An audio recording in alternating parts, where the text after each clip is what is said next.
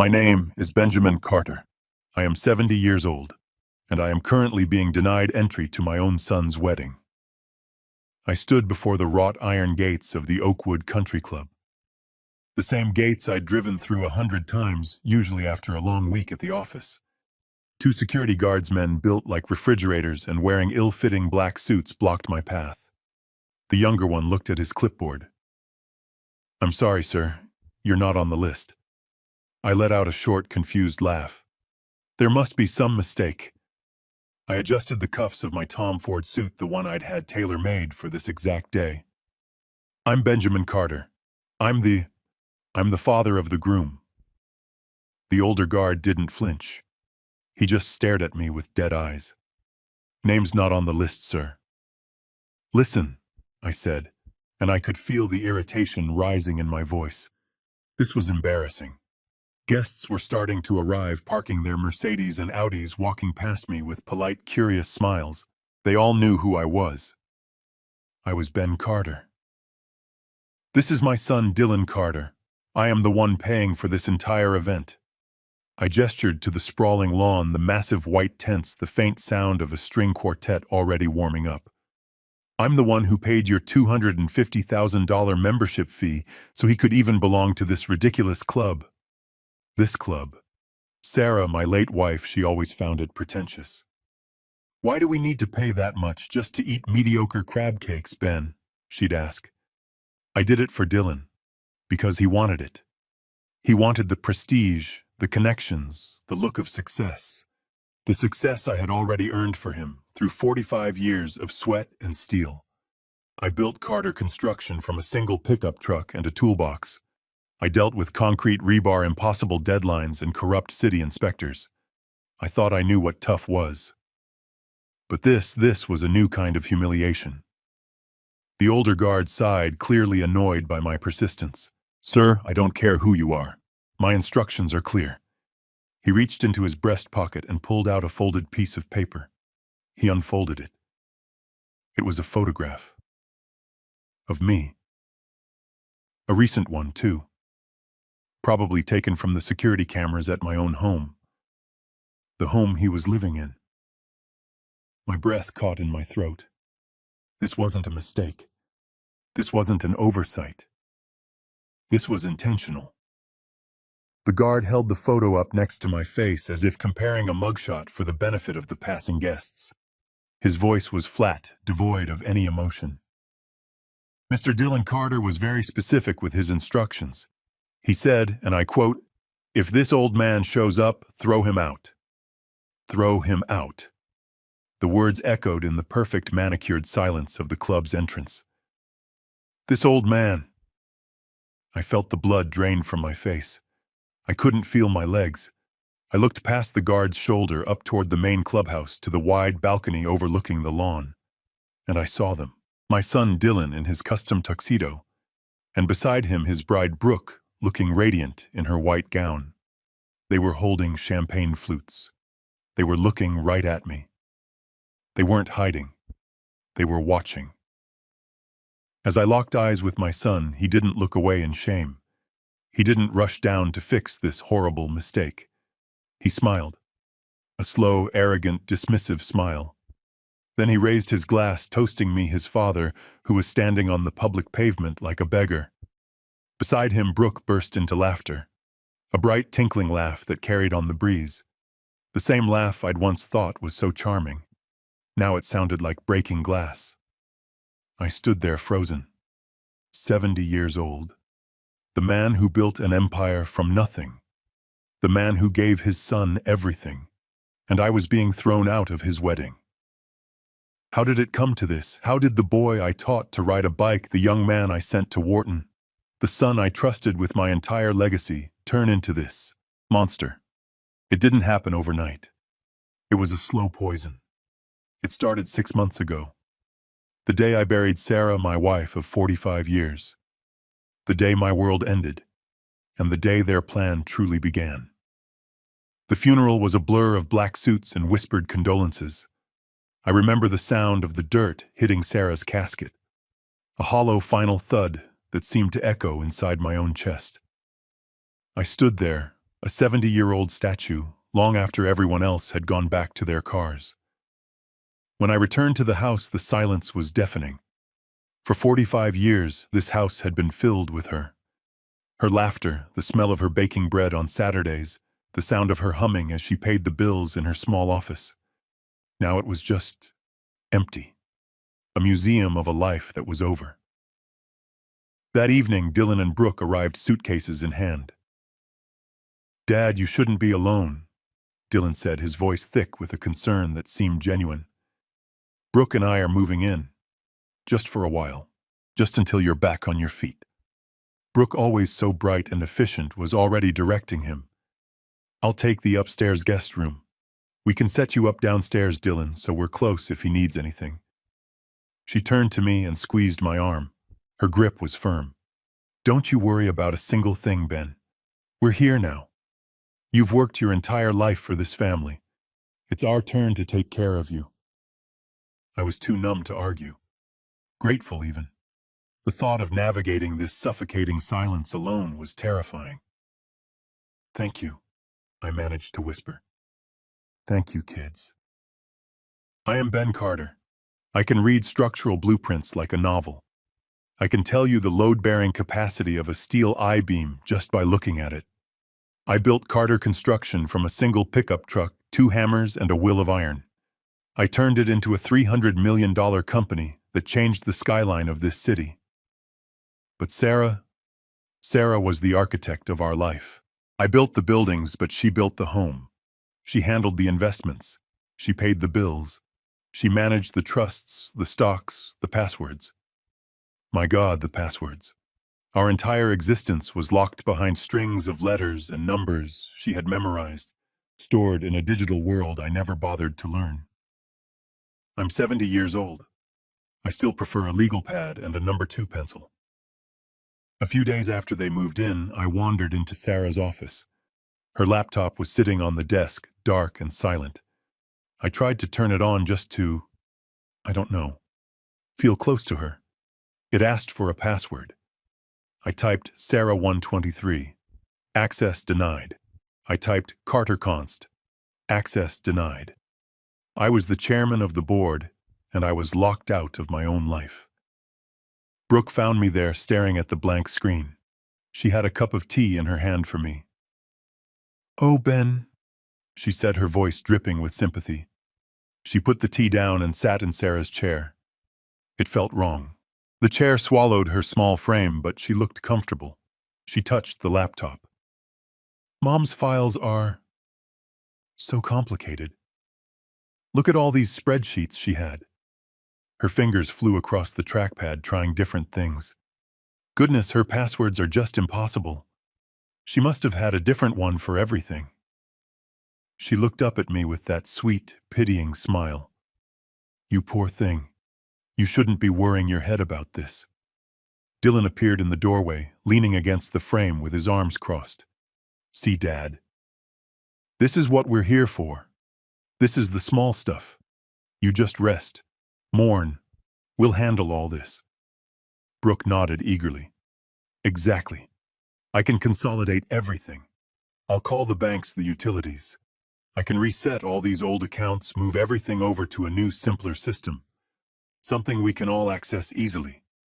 It will be so much better for you." I felt a wave of relief so profound it almost made me dizzy. Yes, that was what I needed. Someone to handle it. Someone to take this impossible burden off my shoulders. I was just a grieving old man. I was tired. So very tired. That would be good," I said, my voice barely audible. "Thank you, Brooke. I don't know what I'd do without you two." "Of course, Dad," Dylan said, walking over to put his hand on my shoulder. "We're family. We protect our own." Brooke smiled, her eyes already fixed on the screen. "Don't you worry about a thing," she said again. "I'll get started right away." I walked out of the office, leaving her there in Sarah's chair at Sarah's desk, taking control of Sarah's world. I felt the first real peace I'd felt since the funeral. I was an idiot. I mistook the feeling of a lamb being led to slaughter for the feeling of being safe. It was a full week after the funeral. A week of people bringing casseroles I couldn't eat and offering sympathies I couldn't hear. The doctor had given me Ativan. Just to get you through the nights, Ben, he'd said. But the nights bled into the days, and I found myself taking them just to dull the sharp edges of the silence. I was in Sarah's office, her chair. I sat there, my hand resting on the smooth wood of her desk, right where her hand used to be. The room still smelled faintly of her, a mix of old books and the rose-scented lotion she used. I was just staring at the wall, staring at the framed photo of us at the Grand Canyon in '98. We looked so young. Dylan knocked softly, but he didn't wait for an answer. He just pushed the door open and came in, a neat blue folder in his hand. He had that look on his face, the one of dutiful concern. "Hey, Dad, how are you feeling?" I just grunted, my throat thick. I didn't have the words for how I was feeling. He walked over and placed the folder on the desk, right on top of Sarah's immaculate blotter. "Dad, I hate to bother you with this right now, I really do, but there's some paperwork." I blinked, trying to focus. The pills made everything swim slightly. "Paperwork? Yeah," he said, pulling up the small visitor's chair. His voice was so reasonable, so calm. "I was on the phone all morning. The bank, the power company, the mortgage lender. They won't talk to me, Dad. They won't even confirm the account balances without your authorization. It's all privacy laws, you know." He pushed the folder an inch closer. "It's just a stack of papers, just forms. It's just so I can pay your small bills for you. The power, the water, the cable. I just need temporary access to make sure nothing gets shut off while you know, while you're taking time." My head felt like it was full of cotton. I don't know, Dylan. Your mother, she always—" "I know, Dad. I know she did," he said, his voice a perfect imitation of patience. "And that's why I'm here. To take that burden off you." And he pulled a sleek, expensive-looking pen from his jacket pocket and opened the folder. He flipped through the pages quickly, just a blur of dense black text that my eyes couldn't catch. "This one's for the bank. This one's for the utilities. This one lets me talk to the mortgage company." He made it sound so simple. Just housekeeping. He stopped on a page that had a bright yellow "Sign Here" sticker. I squinted. The words on the header were large, and even through the medicinal haze I could make them out. Power of attorney. A small, cold prick of unease, a tiny alarm bell tried to ring somewhere deep inside the fog. Temporary access. I asked, my voice sounding weak even to my own ears. Dylan let out a soft, understanding laugh, as if I were a child asking a silly question. "Yes, Dad. It's just basic medical and financial power of attorney. It's completely standard. It's just in case. God forbid, what if you got sick? What if you fell and were in the hospital for a week? Who would pay the bills? Who would talk to the doctors? It just lets me step in if you need me. It's just a precaution, Dad." He leaned in, his face a mask of sincerity. "Brooke's dad has one for her. It's what families do. It's just me. Taking care of you. Like you've always taken care of me." Taking care of me. The words landed like a warm blanket. Yes. That's what I needed. I needed to be taken care of. I didn't want to think about banks or bills. I just wanted the aching hole in my chest to close. I just wanted to rest. I picked up the pen. My hand was shaking. Not from age, but from the grief, the exhaustion, the pills. I scrawled my name on the line. Benjamin Carter. It was barely legible, a spidery, broken version of my once firm signature. Dylan didn't miss a beat. He turned the page. "And here." I signed again. "And just one more here." I signed again. "Great," he said, his voice bright, almost cheerful. He neatly closed the folder with a soft final thud. The sound was sickeningly heavy. "See, all done." He stood up, slipping the pen and the folder under his arm. "That's it. You don't have to worry about a single thing anymore. Now why don't you go lie down? I'll have Brooke bring you some soup in a bit." He patted me on the shoulder, a firm proprietary gesture. "You just rest, Dad. I've got this now." I watched him walk out of the office, taking my life with him in that slim blue folder. I felt a sudden sharp chill, but I dismissed it. It was just the grief. It was just the empty room. He was a good son. He loved me. He was taking care of me. I slumped back in Sarah's chair and closed my eyes, letting the fog roll back in, letting the silence swallow me whole. I trusted him. I trusted my son. 3 months passed. The fog of the Ativan and the initial crushing weight of grief began to lift. It was replaced by a dull, constant ache, a hollowness that I knew would never really go away. The casseroles from neighbors stopped coming. The sympathy calls trickled to a stop. It was just me and the two of them living in my house. I'd started trying to find a new routine. I took long walks. I visited Sarah's grave, talking to the cold marble stone as if she could hear me. And I started doing the one thing Sarah always did on the first of the month. I opened the mail. I'm not a computer guy. I like the feel of paper. I always had my main trust account statements mailed to the house, a habit Sarah had called old-fashioned, but never tried to break. I was sitting at the kitchen table, the one Sarah and I ate breakfast at every day for 45 years. I put on my reading glasses, my hand shaking slightly as I tore open the envelope from the bank. I saw the usual things. The mortgage payment, which was odd. I thought I'd paid that house off decades ago. The utilities, higher than I remembered. And then I saw it. A single line item that made my hand stop halfway to my coffee cup. A wire transfer dated 2 months prior. $75,000. Paid to a company I'd never heard of in my life. BK Designs. $75,000. I read the number 3 times, pushing my glasses up my nose. That wasn't a utility bill. That wasn't small stuff. $75,000. Carter Construction didn't spend that much on concrete in a week. That was more than I paid for my first house back in 1978. I knew Dylan and Brooke were planning the wedding. I'd given them my blessing.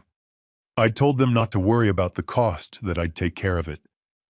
It was the last big gift Sarah and I had planned to give them together. But $75,000 in one payment. For what a deposit. It seemed obscenely high, even for the kind of lavish wedding Brooke always talked about. Brooke was in the living room, curled on the sofa, scrolling through her phone, probably looking at flower arrangements or whatever it is you look at for a wedding. "Brooke," I said. I tried to keep my voice casual, but it came out sounding strained. She looked up, her smile bright and automatic. "Yes, Ben." I walked over, holding the paper. "Honey, I was just looking at the bank statement. Do you know anything about this charge of BK Designs?" She looked up from her phone and squinted at the paper. Then she laughed. A high, airy laugh, as if I'd just told a silly, slightly senile joke.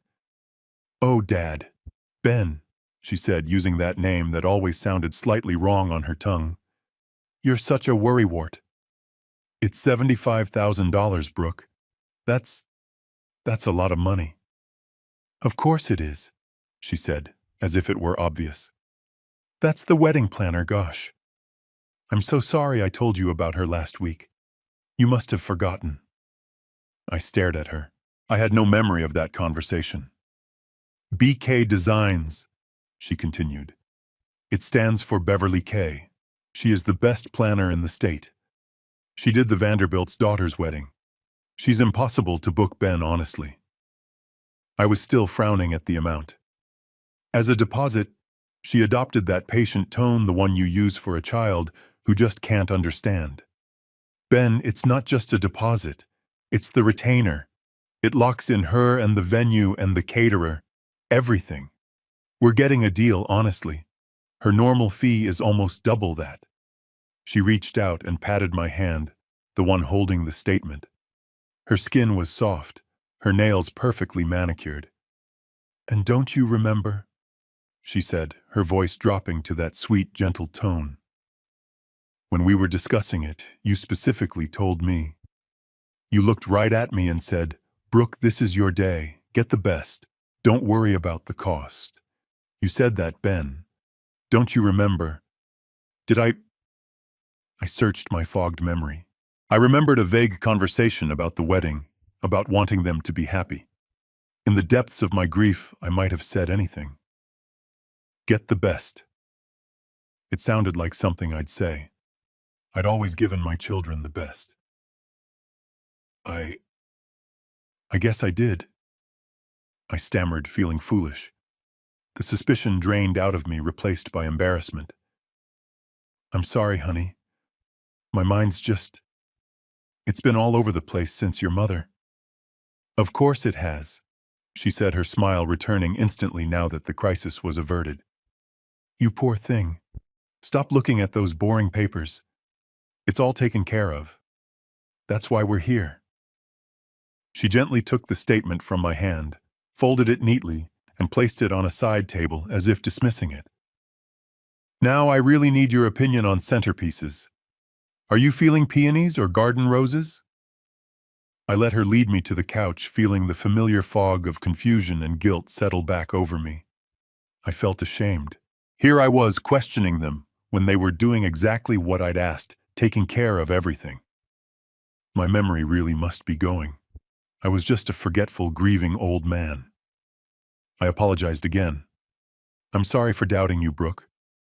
It's okay, Ben, she said, already scrolling through pictures of flowers on her phone. Don't give it another thought. I let the wedding planner issue go. I told myself I was just being a miser counting pennies when I should be celebrating my son's happiness. I was grieving. I was irritable. It was my fault for being suspicious. A few weeks passed. I started venturing out of the house, trying to reconnect with the world. I had lunch with my daughter, Emily. She was worried about me, but she was busy with her own law practice in the city. Are you sure you're okay, Dad, Dylan, and Brooke? Are they being good to you? They're wonderful, I assured her. I don't know what I'd do without them. She nodded, but her eyes, so much like Sarah's, held a flicker of something I couldn't quite read. Then one Tuesday, I got a call from Frank Reynolds. Frank and I had been friendly rivals in the construction business for 30 years. We'd bid against each other, stolen crews from each other, and shared more than a few whiskeys at industry conventions. He was a good man. Ben, his gruff voice came over the line. I just heard about Sarah. My God, Ben, I'm just so sorry. She was one of the greats, truly. Thank you, Frank. That means a lot coming from you. I mean it, he said. Listen, I won't keep you. I wanted to pass on my condolences.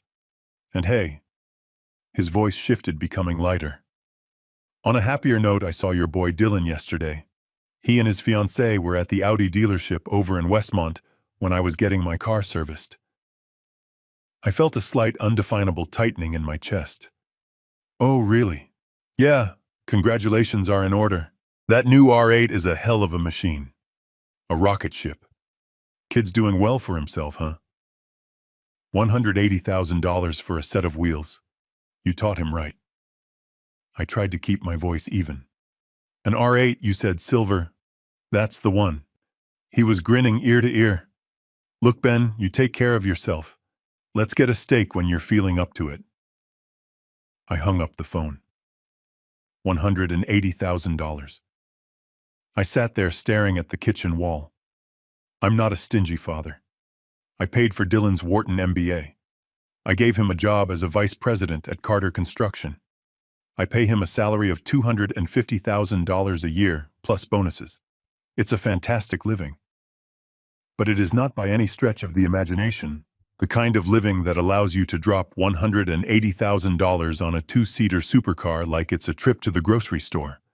Not unless you were saving for years. Not unless you had no mortgage, no student debt, and no plans for a $75,000 wedding. This was different from the planner's fee.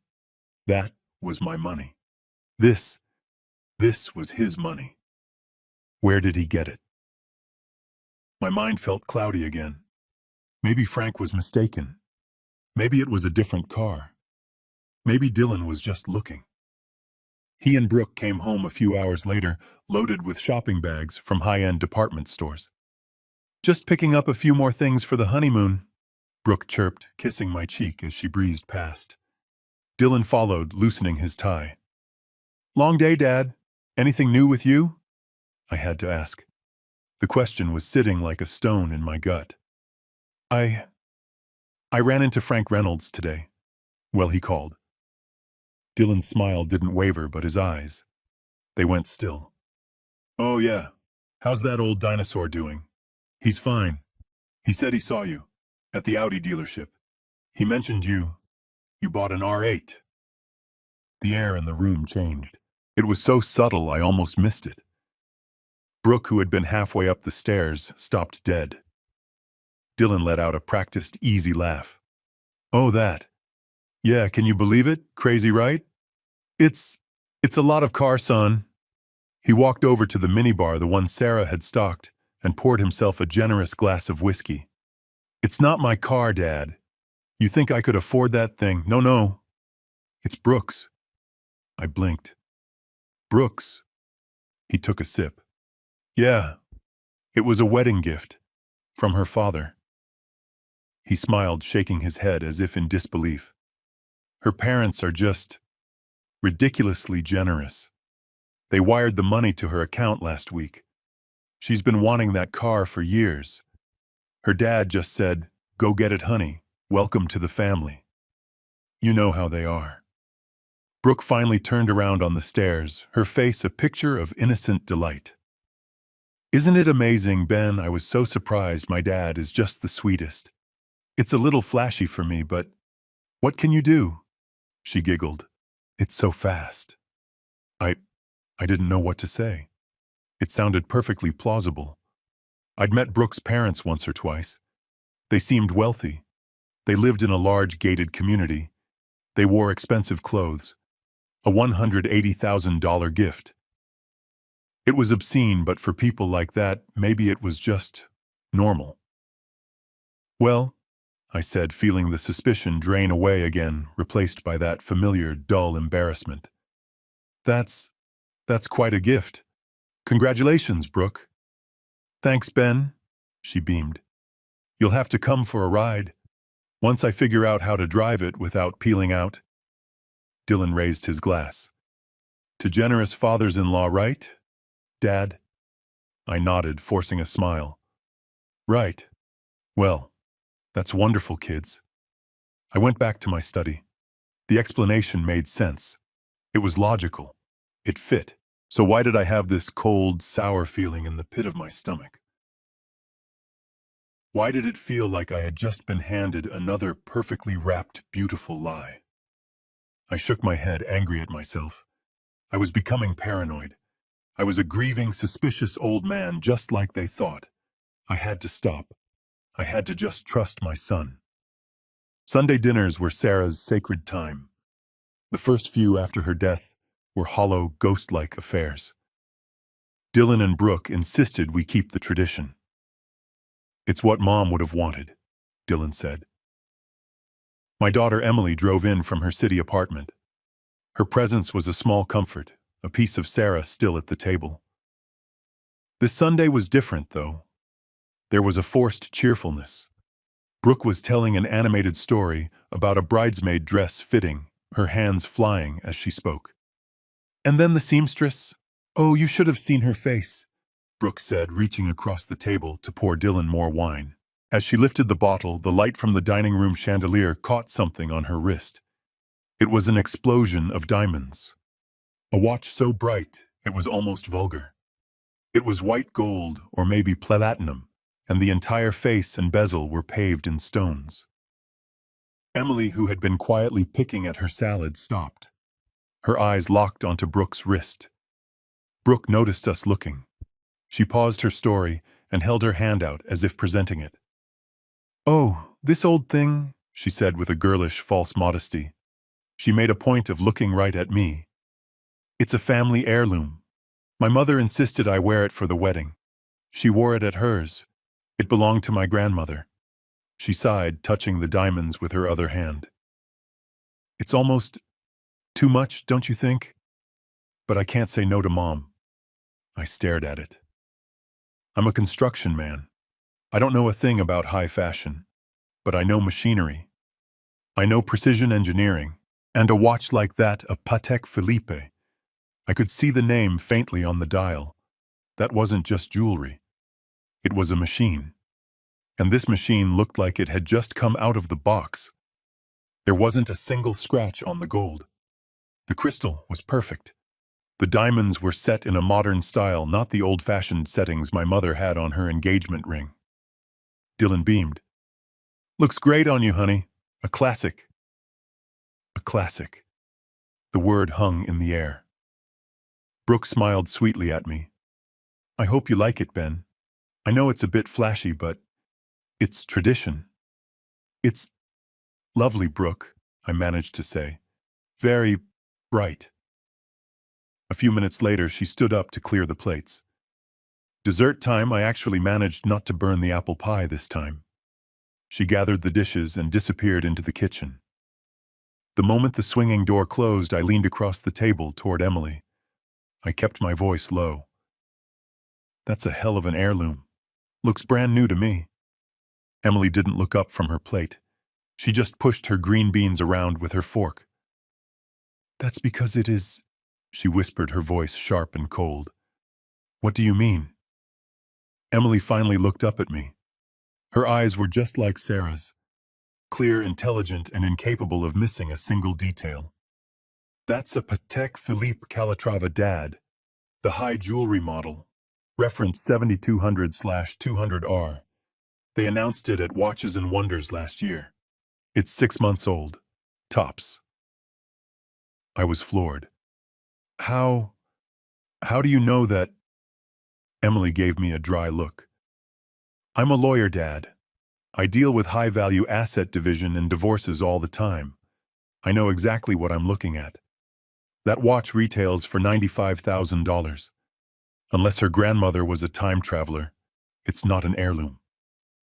$95,000. The number hit me almost as hard as the one for the car. I thought back to what Dylan had said. A classic. He had lied too. He knew. He was in on it.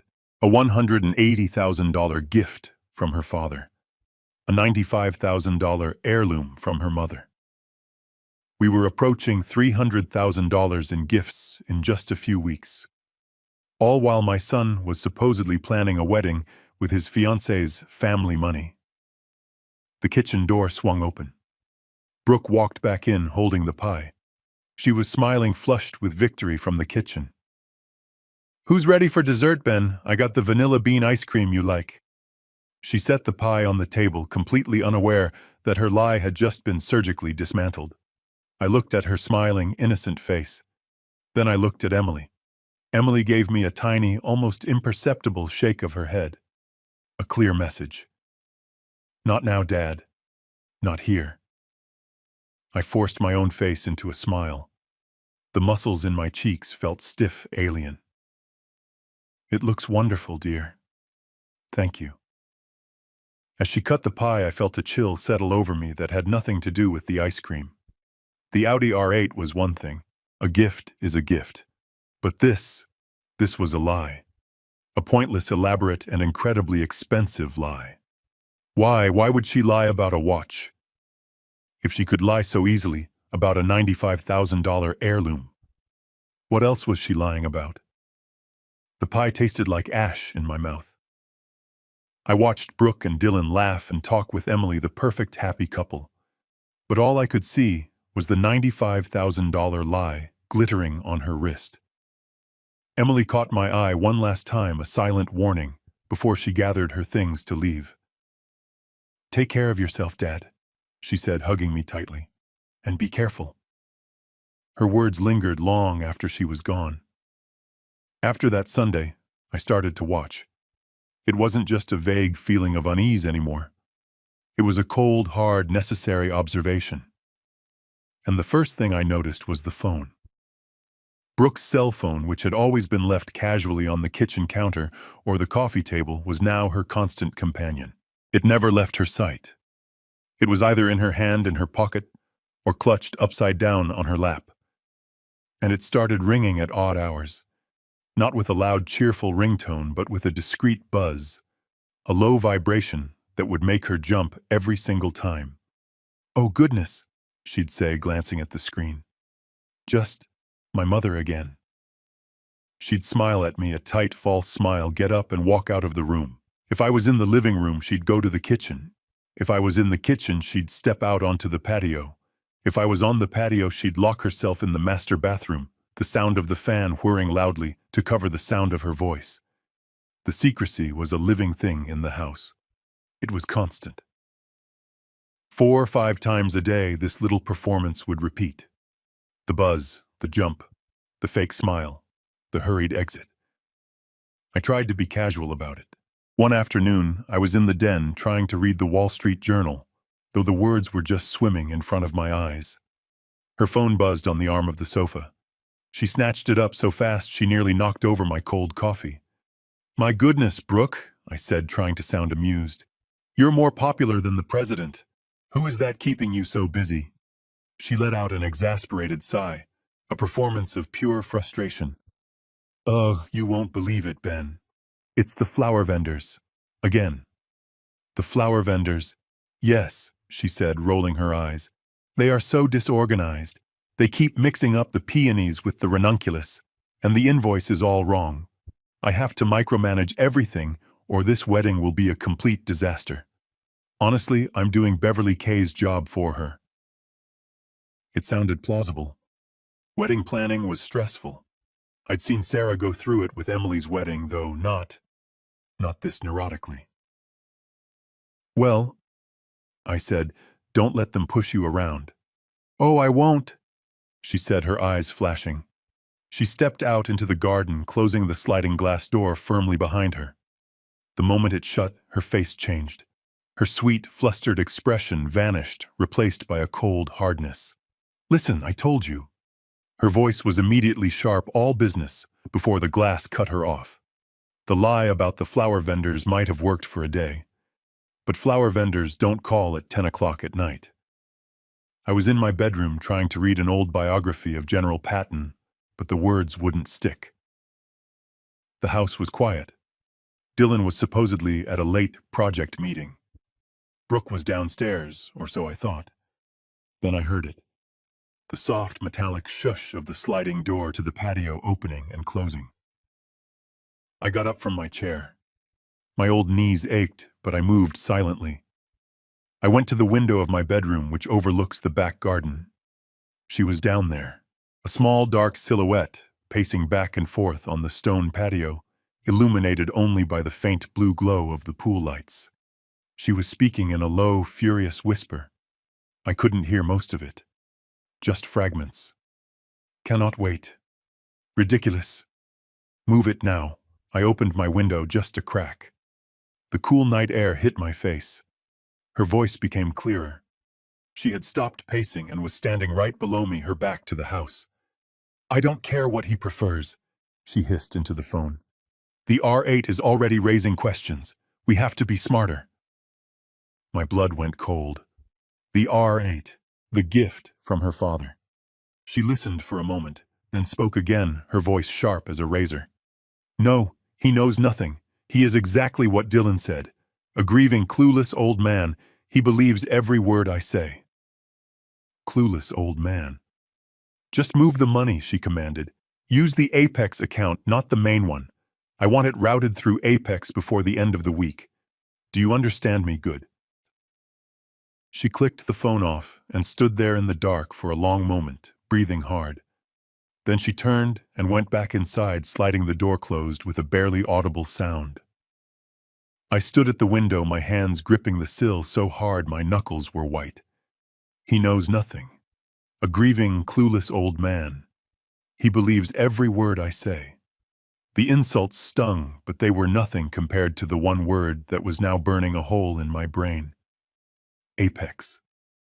She said to move the money through Apex.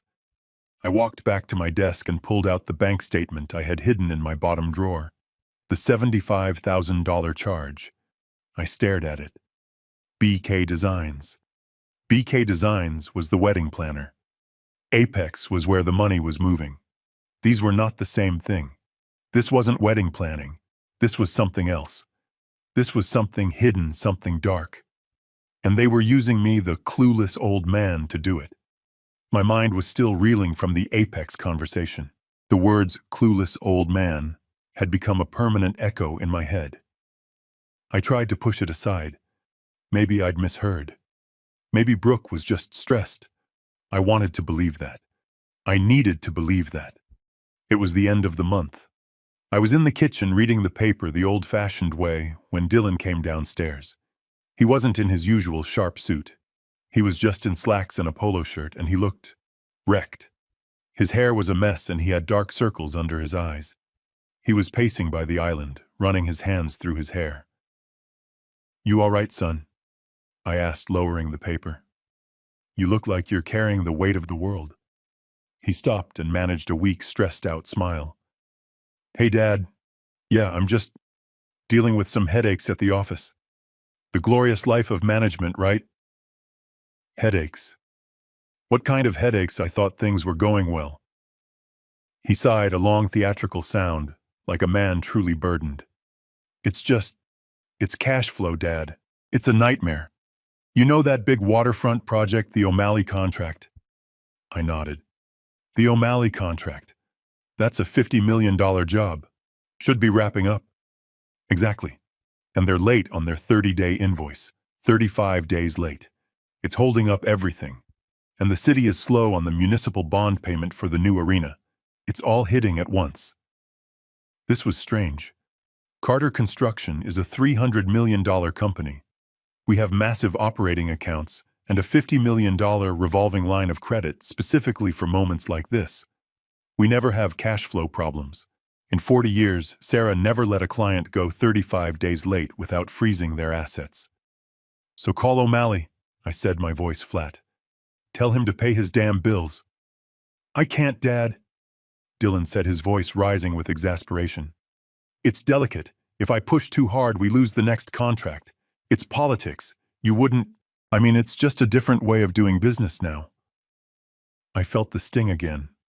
The clueless old man implication. "You don't understand how the modern world works." "I see," I said quietly. "So what's the problem?" He wouldn't look me in the eye. He stared at the granite countertop. "The problem is payroll. Payroll for the guys on the ground. The crew. It's due Friday. And because those two big payments are late, we're short." I stopped my coffee mug halfway to my mouth. "Short Carter Construction is short Dylan. What about the line of credit?"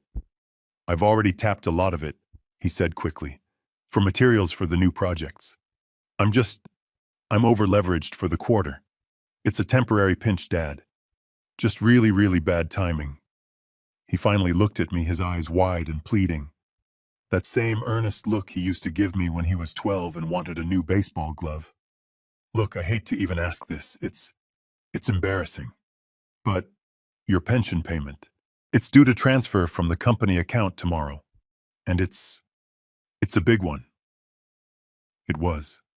It was my reward for a lifetime of work. "I was just wondering," he said, his voice dropping to a near whisper, "if maybe, just for this 1 month, you could defer it. Just let it sit in the company account. It would give me the breathing room I need to cover the payroll for the workers. I don't want the guys, their families, to suffer just because of some client's mistake." It was a brilliant move. He was painting himself as the responsible leader, protecting the little guy, the laborers, the hundreds of men I'd employed for decades. He knew that would get to me. And for a second, it did. My first instinct was pride. My son taking charge, making the tough calls, protecting his people. "Of course, son," I said, putting my mug down. "If it's for the crew, don't give it a second thought. Defer the payment. It's no problem at all." The relief that washed over his face was immediate and overwhelming. It was like I'd just pulled him back from a ledge. "Oh, Dad, thank you. Thank you. You're a lifesaver. I promise I'll make it up to you next month with interest." "Don't worry about it," I said, waving him off. "Just learn from this, son. Don't let clients walk all over you." "I will, Dad. I promise. You're the best." He grabbed his briefcase from the floor and almost ran out the door, suddenly energized, his stress gone. "Gotta get to the office, thanks again." I watched him go. I sat alone at the kitchen table feeling that swell of paternal pride. And then, the cold logic crept in, like ice water dripping down my spine. Wait a minute. The company is so broke it can't pay my pension. So broke that a 35-day late payment threatens to shut down payroll for a $300 million corporation. But they had $75,000 for a BK Designs. They had $180,000 for an Audi R8. They had $95,000 for an heirloom watch that was 6 months old. That is $350,000 in cash, spent on luxury items in the last 3 months. If the company was that tight on cash, why wouldn't he use that money? Why wouldn't he return the car? Why wouldn't he cancel the expensive planner? The two stories didn't just disagree. They were at war with each other. One of them was a lie. And the man who just walked out that door was not protecting his workers. He was lying to me. He wasn't short on cash. He was hiding it. He wasn't asking me to defer my pension to save the company. He was asking me to defer it so he could keep stealing from me. The coffee in my mug was suddenly bitter. I felt sick to my stomach. I couldn't let it go. The pride I felt for my son had curdled into something cold and heavy like dread. The numbers didn't add up. $350,000 in luxury spending versus a company supposedly too broke to pay its founder's pension. I sat at that kitchen table for an hour, just staring at the wall, replaying every conversation. The wedding planner, the R8, the heirloom watch, the cash flow problem. It was all a script, a sloppy, arrogant script. I decided I wouldn't be a clueless old man. I would ask him, directly. I waited until that evening. Brooke was upstairs, supposedly taking a long bath, the sound of the jets in the master tub humming through the house. Dylan was in the den, the large room Sarah and I built, watching a baseball game on the 80-inch television he'd installed last month. Another expense I hadn't questioned at the time.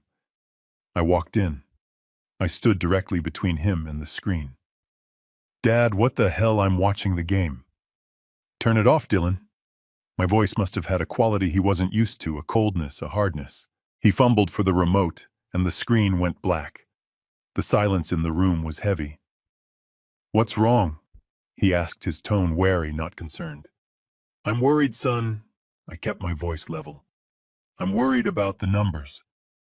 "The numbers? What numbers?" "Dad, I told you the O'Malley payment is just late. Not those numbers." I cut him off. "I'm talking about your numbers. You told me this morning that Carter Construction is so broke it can't cover payroll, that you needed my pension just to keep the lights on." "It was to pay the crew, Dad, not the lights. And yet," I pressed on, "you and Brooke have somehow spent $350,000 on personal luxuries in the last 3 months. A $75,000 wedding planner, a $180,000 car, a $95,000 watch. How do you square those two things, Dylan? How is the company facing bankruptcy, but your personal life is exploding with wealth?" I expected him to look guilty. I expected him to stammer, to make excuses. I did not expect the rage. He shot up from the couch. His face went dark, a deep, angry red. "Are you kidding me?" he shouted, his voice echoing in the large room. "Are you seriously accusing me of something? I'm just asking how—" "No, you're not asking. You're accusing. After everything I'm doing for you. We moved into this house, Dad. We put our lives on hold to take care of you, and this is the thanks I get. You spying on my spending." "I'm not spying, Dylan. I'm just—" "You're what? You're confused." he yelled, jabbing a finger at me. That's what you are. You're mixing everything up, I told you. The wedding is being paid for by Brooke's family. The car was a gift from Brooke's family. The watch was an heirloom. What part of it's not my money do you not understand? He stepped closer to me, and for the first time I felt physically intimidated by my own son. You know what your problem is, Dad? You're grieving, and it's making you paranoid. You're sitting around this empty house counting pennies and making up crazy conspiracy theories because you don't understand how modern finance works. Modern finance, I said, shocked. I built this company. You built it in the 70s, Dad, he snapped. Things are different now. We use leverage, we move assets, it's complicated. It's not something you can track on a paper statement. Brooke has a degree in this, she's brilliant, and she's trying to help optimize our family's portfolio, and you're treating her like a criminal. His words hit their mark. I felt a sudden, profound wave of doubt. Was he right? Was I just an old man, lost in my grief, unable to understand the new world? Had I just accused my son and his fiancée of terrible things based on my own confused paranoia? I looked at his angry, hurt face. He looked genuinely offended. I deflated. The anger I had felt was replaced by shame.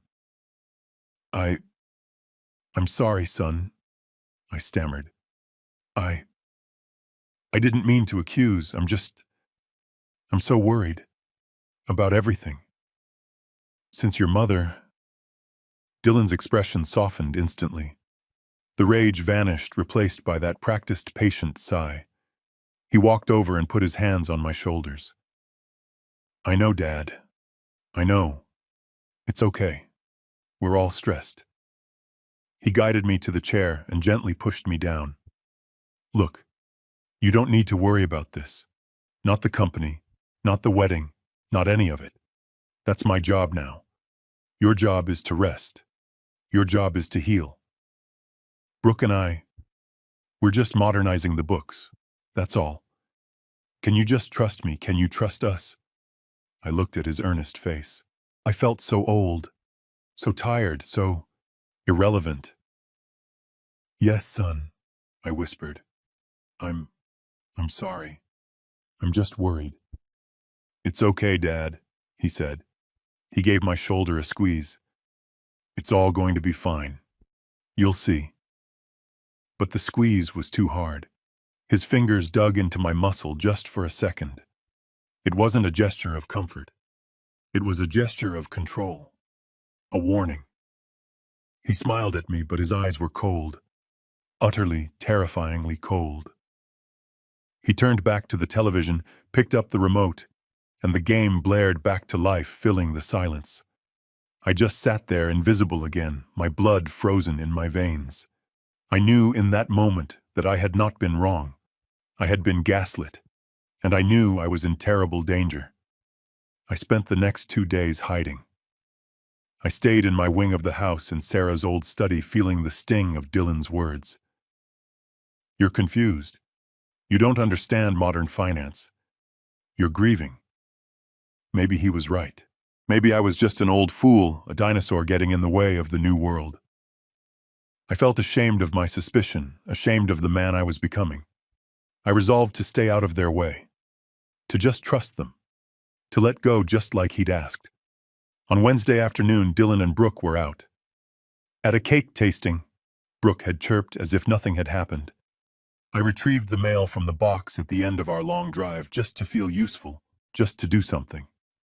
It was the usual stack: junk mail, a few lingering sympathy cards, magazines I would never read, and one crisp, heavy, cream-colored envelope. It had the American Express logo in the top left corner, the corporate platinum card. My hands went cold. This was the main company account. I almost tossed it onto the dark mahogany table by the door, the pile for Dylan to handle. He was handling everything right. He was the financial expert. I was just the confused old man. But 45 years of habit are hard to break. Sarah and I always opened the Amex bill together.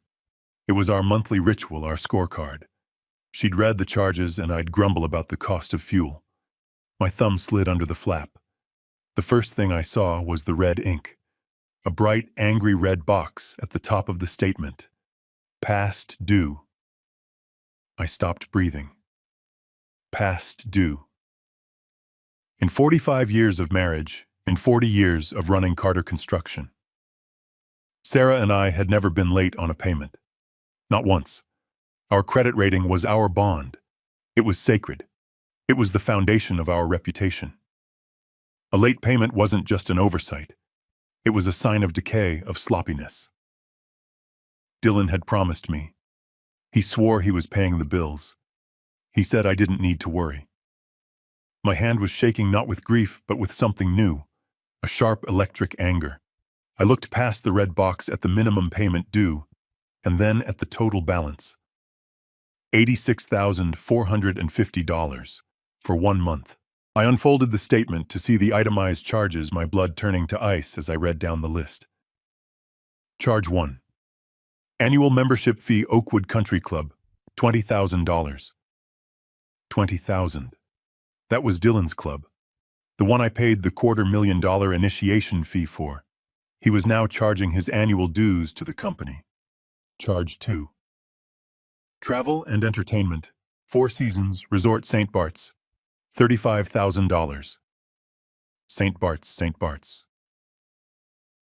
My mind raced. We build municipal bridges and office parks in the Midwest. We don't have clients in the Caribbean. I knew exactly what that was. That was their engagement trip 3 weeks ago.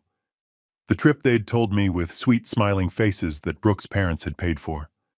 Another lie. Charge 3.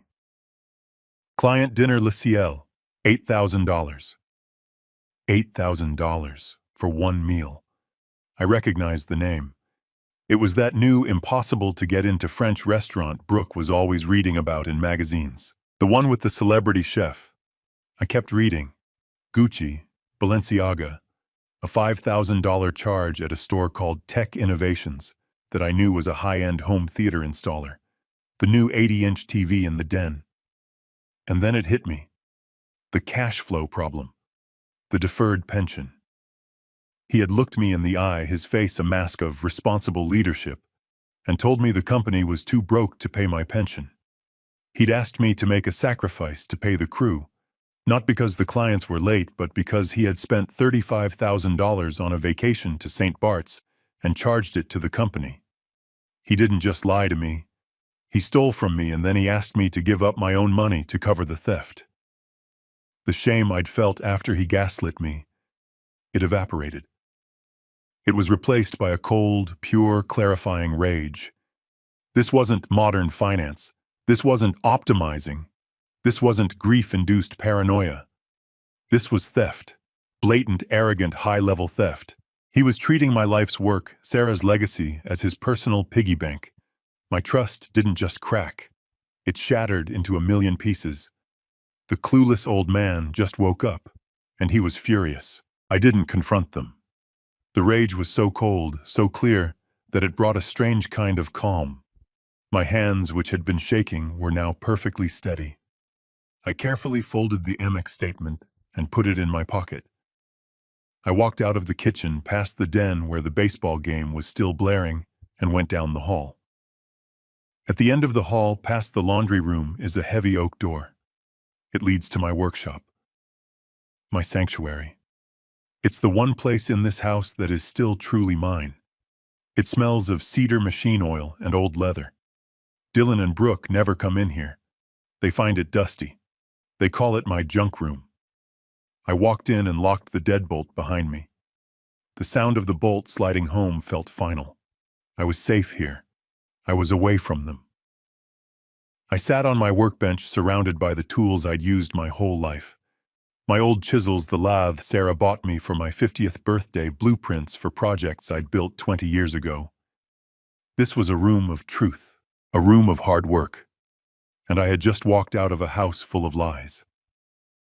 I pulled out my old flip phone. Not the smartphone Dylan had tried to give me, the one Brooke set up for me. This was my phone, the one with numbers I trusted. I scrolled down the contact list, past Emily, past Frank, until I found the name I was looking for. George Robinson. 72 years old. He was the first man I ever hired 45 years ago. He started as my bookkeeper working on a card table in a trailer, and he retired as the chief financial officer of Carter Construction. George and I built this company. He knows where every single penny is buried because he's the one who buried them. He is the only man on earth I trust as much as I trusted Sarah. I pressed the call button. My heart was hammering. What if he didn't answer? What if Dylan had somehow... Ben! His voice, gravelly and familiar, came through the line. I almost wept with relief. George, I said, and my own voice sounded strange, like a ghost. It's Ben. I need your help. There was a long pause on the other end. Not a confused pause. A heavy one. Ben, he said again, and his voice was suddenly sharp alert.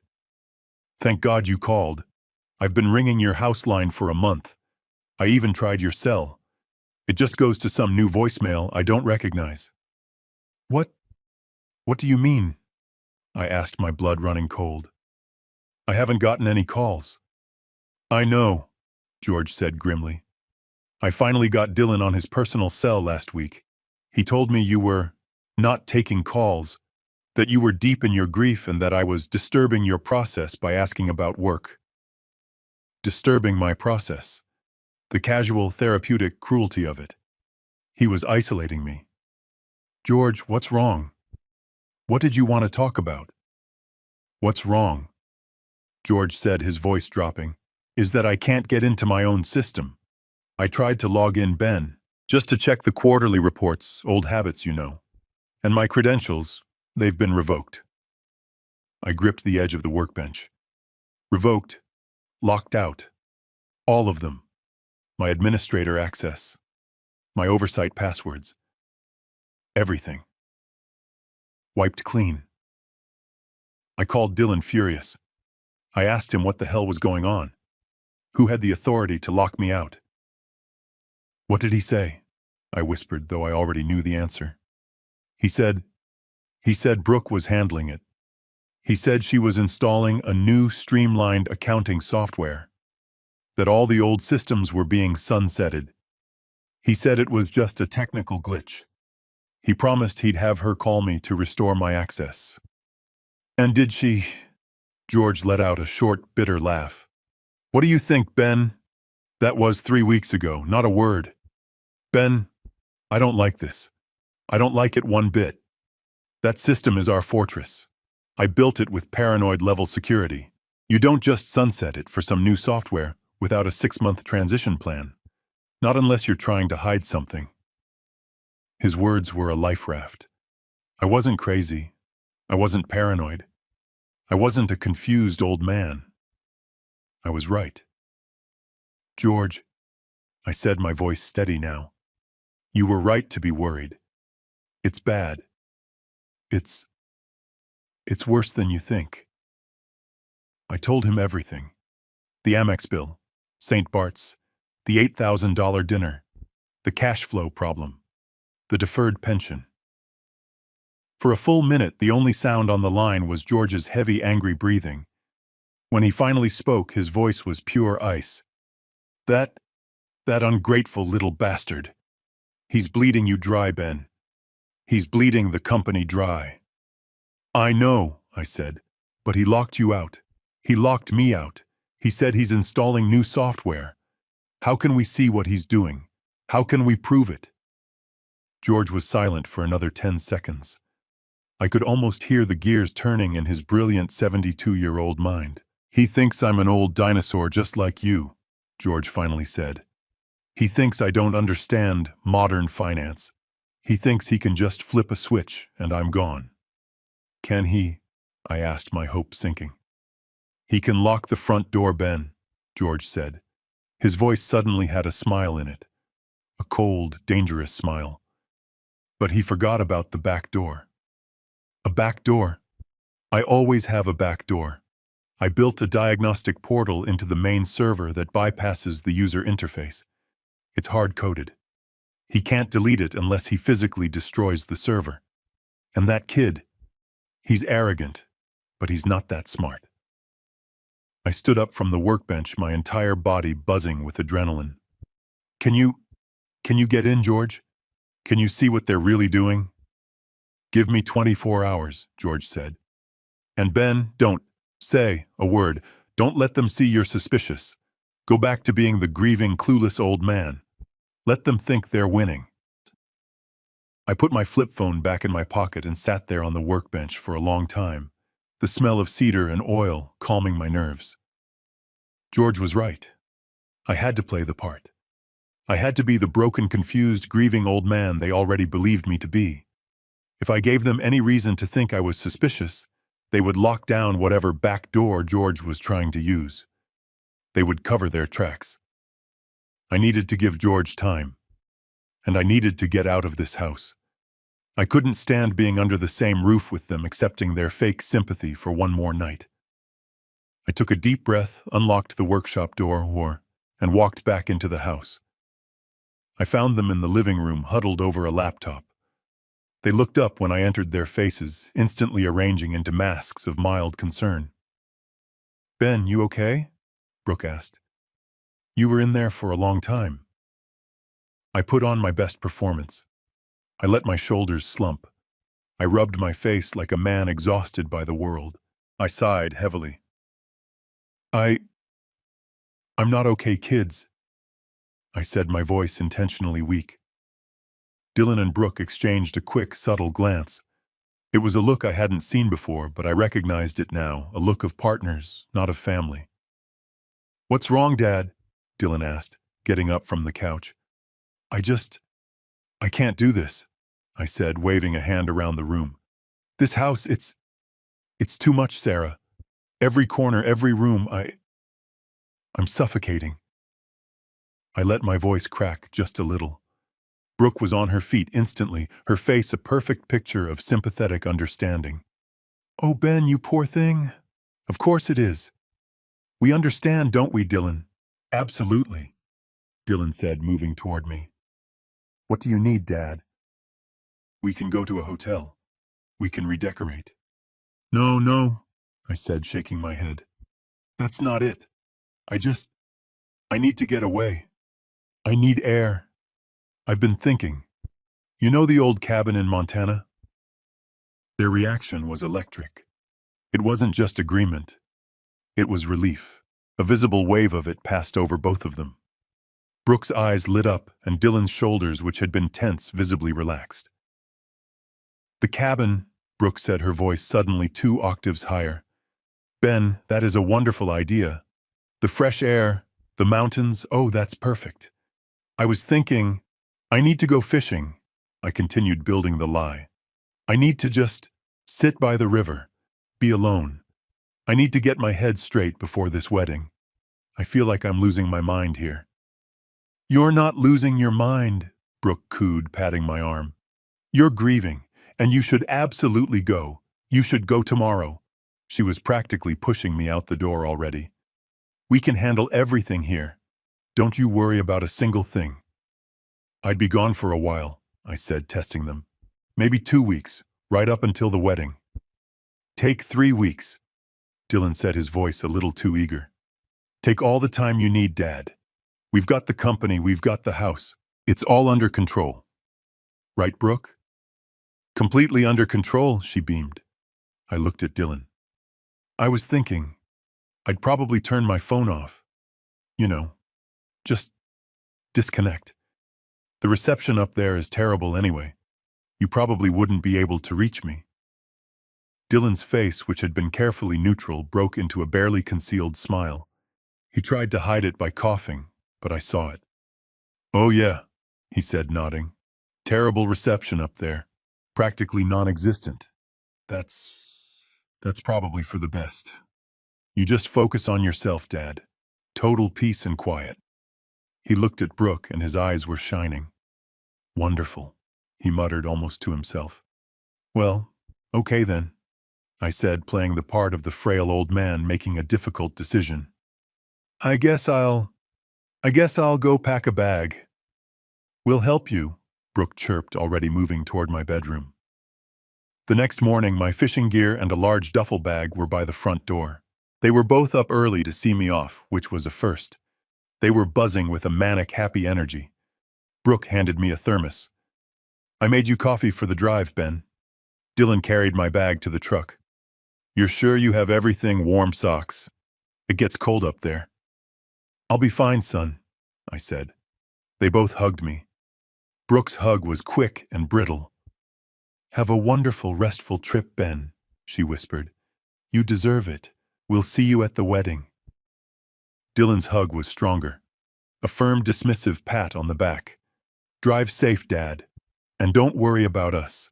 We'll handle everything. Everything will be perfect when you get back." I got into my truck and started the engine. I looked at them one last time. They stood in the doorway of the house I built, the house Sarah and I shared for 45 years. They were waving their smiles as wide and bright as the morning sun. And as I pulled out of the long driveway, watching them in my rearview mirror, their smiles never wavered. They looked like two predators who had just successfully chased the old lion off his own territory. The coldness in my chest was so profound, I almost had to pull over. They weren't just relieved. They were celebrating. They thought they were free. They thought the clueless old man was finally out of their hair.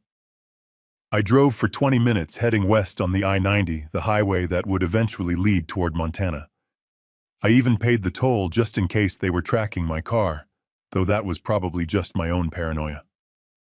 At the next exit, I looped back around and headed downtown. I didn't go to my club. I didn't go to a fancy hotel where someone might recognize me. I drove to a residence inn on a bland street in the West Loop, a place filled with traveling salesmen and families visiting the nearby medical district. It was anonymous. It was perfect. The room smelled like stale coffee and industrial disinfectant. It was a world away from my sprawling, empty house, but for the first time in 6 months, I felt like I could breathe.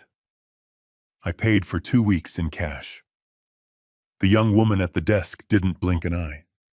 I took the elevator to the 4th floor and walked down the long beige hallway to room 418. I knocked twice, then once, then twice again. The signal George and I had agreed on. The door opened instantly. George Robinson stood there, his white hair a mess, his reading glasses perched on his nose. He looked like he hadn't slept, but his eyes were sharp. "Ben," he grunted. "You made it." I stepped inside. The room was chaos. The hotel desk and the small dining table had been pushed together. George had set up 2 large curved monitors, a laptop, and what looked like a portable server. Wires snaked across the floor. Empty coffee cups and energy bar wrappers littered the surfaces. It was a war room. "You've been busy," I said, dropping my duffel bag by the door. "He was busy first," George said, not taking his eyes off a screen full of code. "All right, Ben, let's start digging." He sat down, his fingers flying across the keyboard. He was sloppy. He locked me out of the main interface, but he left the diagnostic port wide open. He probably doesn't even know it exists. I watched over his shoulder. I didn't understand the lines of green text scrolling past, but I understood the growing anger on George's face. "My God," George whispered after 10 minutes of furious typing. He pointed to a directory. "Look at this. He hasn't just been moving money, Ben. He's been changing ownership structures. He's been creating new LLCs, shell companies, and transferring assets." "What kind of assets?" "Small stuff at first. Equipment, trucks. He's listing them as sold for scrap and then transferring the titles to this new company, Apex Development." Apex. The name Brooke had whispered into the phone in the garden.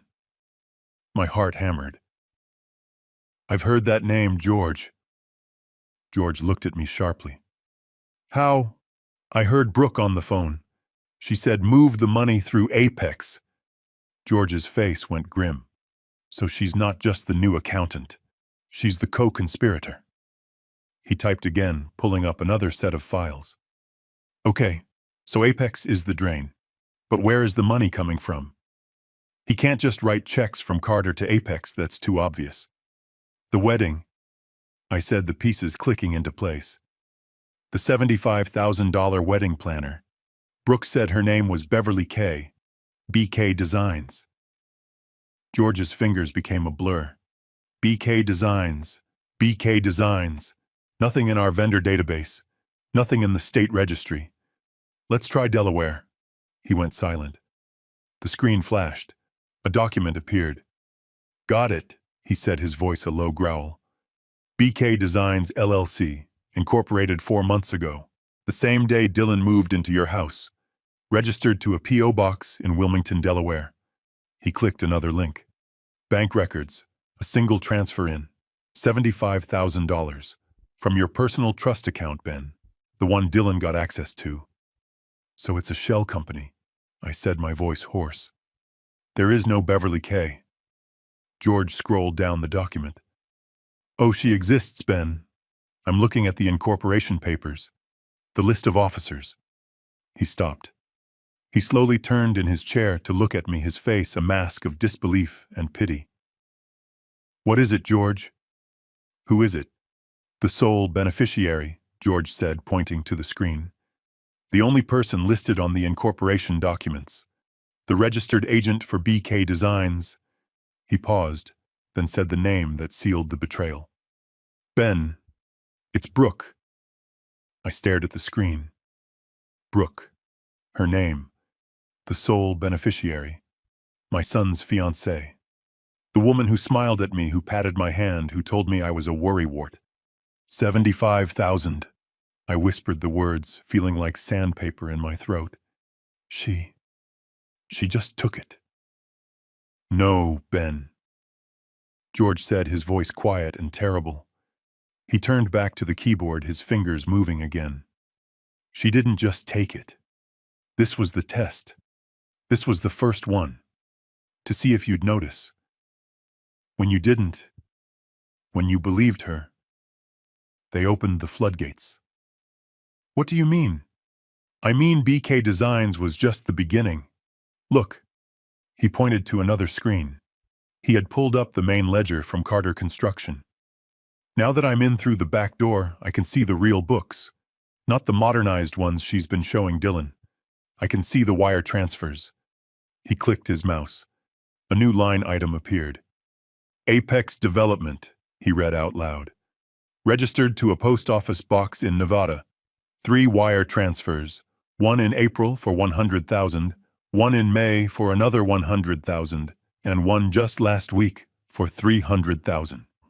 $500,000, I whispered, doing the math in my head. My legs felt weak.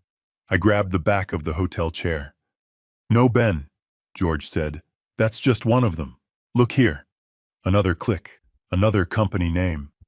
Carter Logistics, a shell company. He's smart, your boy. He gave it a name that looked like one of our actual subsidiaries. But it's not. This one was incorporated in the Cayman Islands, completely offshore. And it's been receiving steady payments of $50,000 a week for the last 4 months. 50,000 a week for 4 months. George, my God, what is that? $800,000, George said, his voice flat. And there's another one. Midwest Steel Sourcing, also Cayman, 600,000. And another. Brooke and Carter Holdings. The arrogance of that. Another 300,000. He kept clicking, line after line, company after company. Each one a ghost. Each one a drain siphoning the lifeblood out of my company. My company. The one I built. The one I was going to give him. I felt the bile rise in my throat.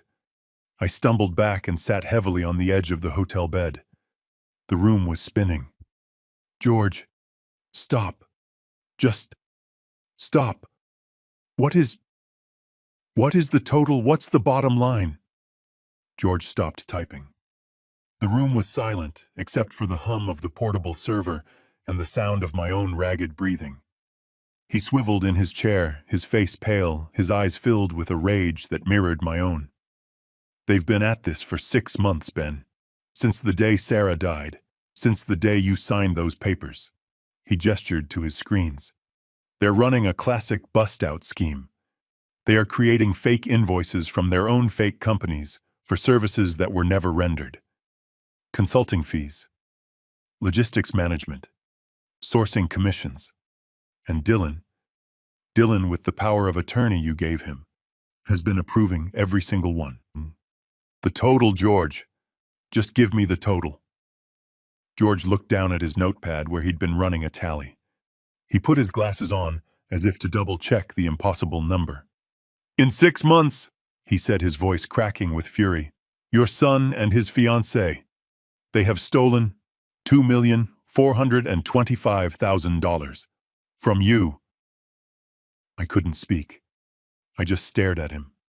$2.4 million. My stomach heaved. I bent over, clutching my abdomen. I wasn't just sick. I was hollowed out. All the lies, the Audi, the watch, the cash flow problem, the deferred pension. It was all a game. A sick, cruel game to cover this. They weren't just spending lavishly. They were systematically, methodically, and criminally gutting my company. They were stealing my entire legacy piece by piece while patting me on the head and calling me a clueless old man. But why? I finally managed to get the words out. My voice was a rasp. Why so much? They were going to inherit it all anyway. Why steal it? Why do this? For what? I looked at George, desperate for an answer that made sense. George just looked at me, his face etched with a pity that was almost worse than the anger. He shook his head slowly.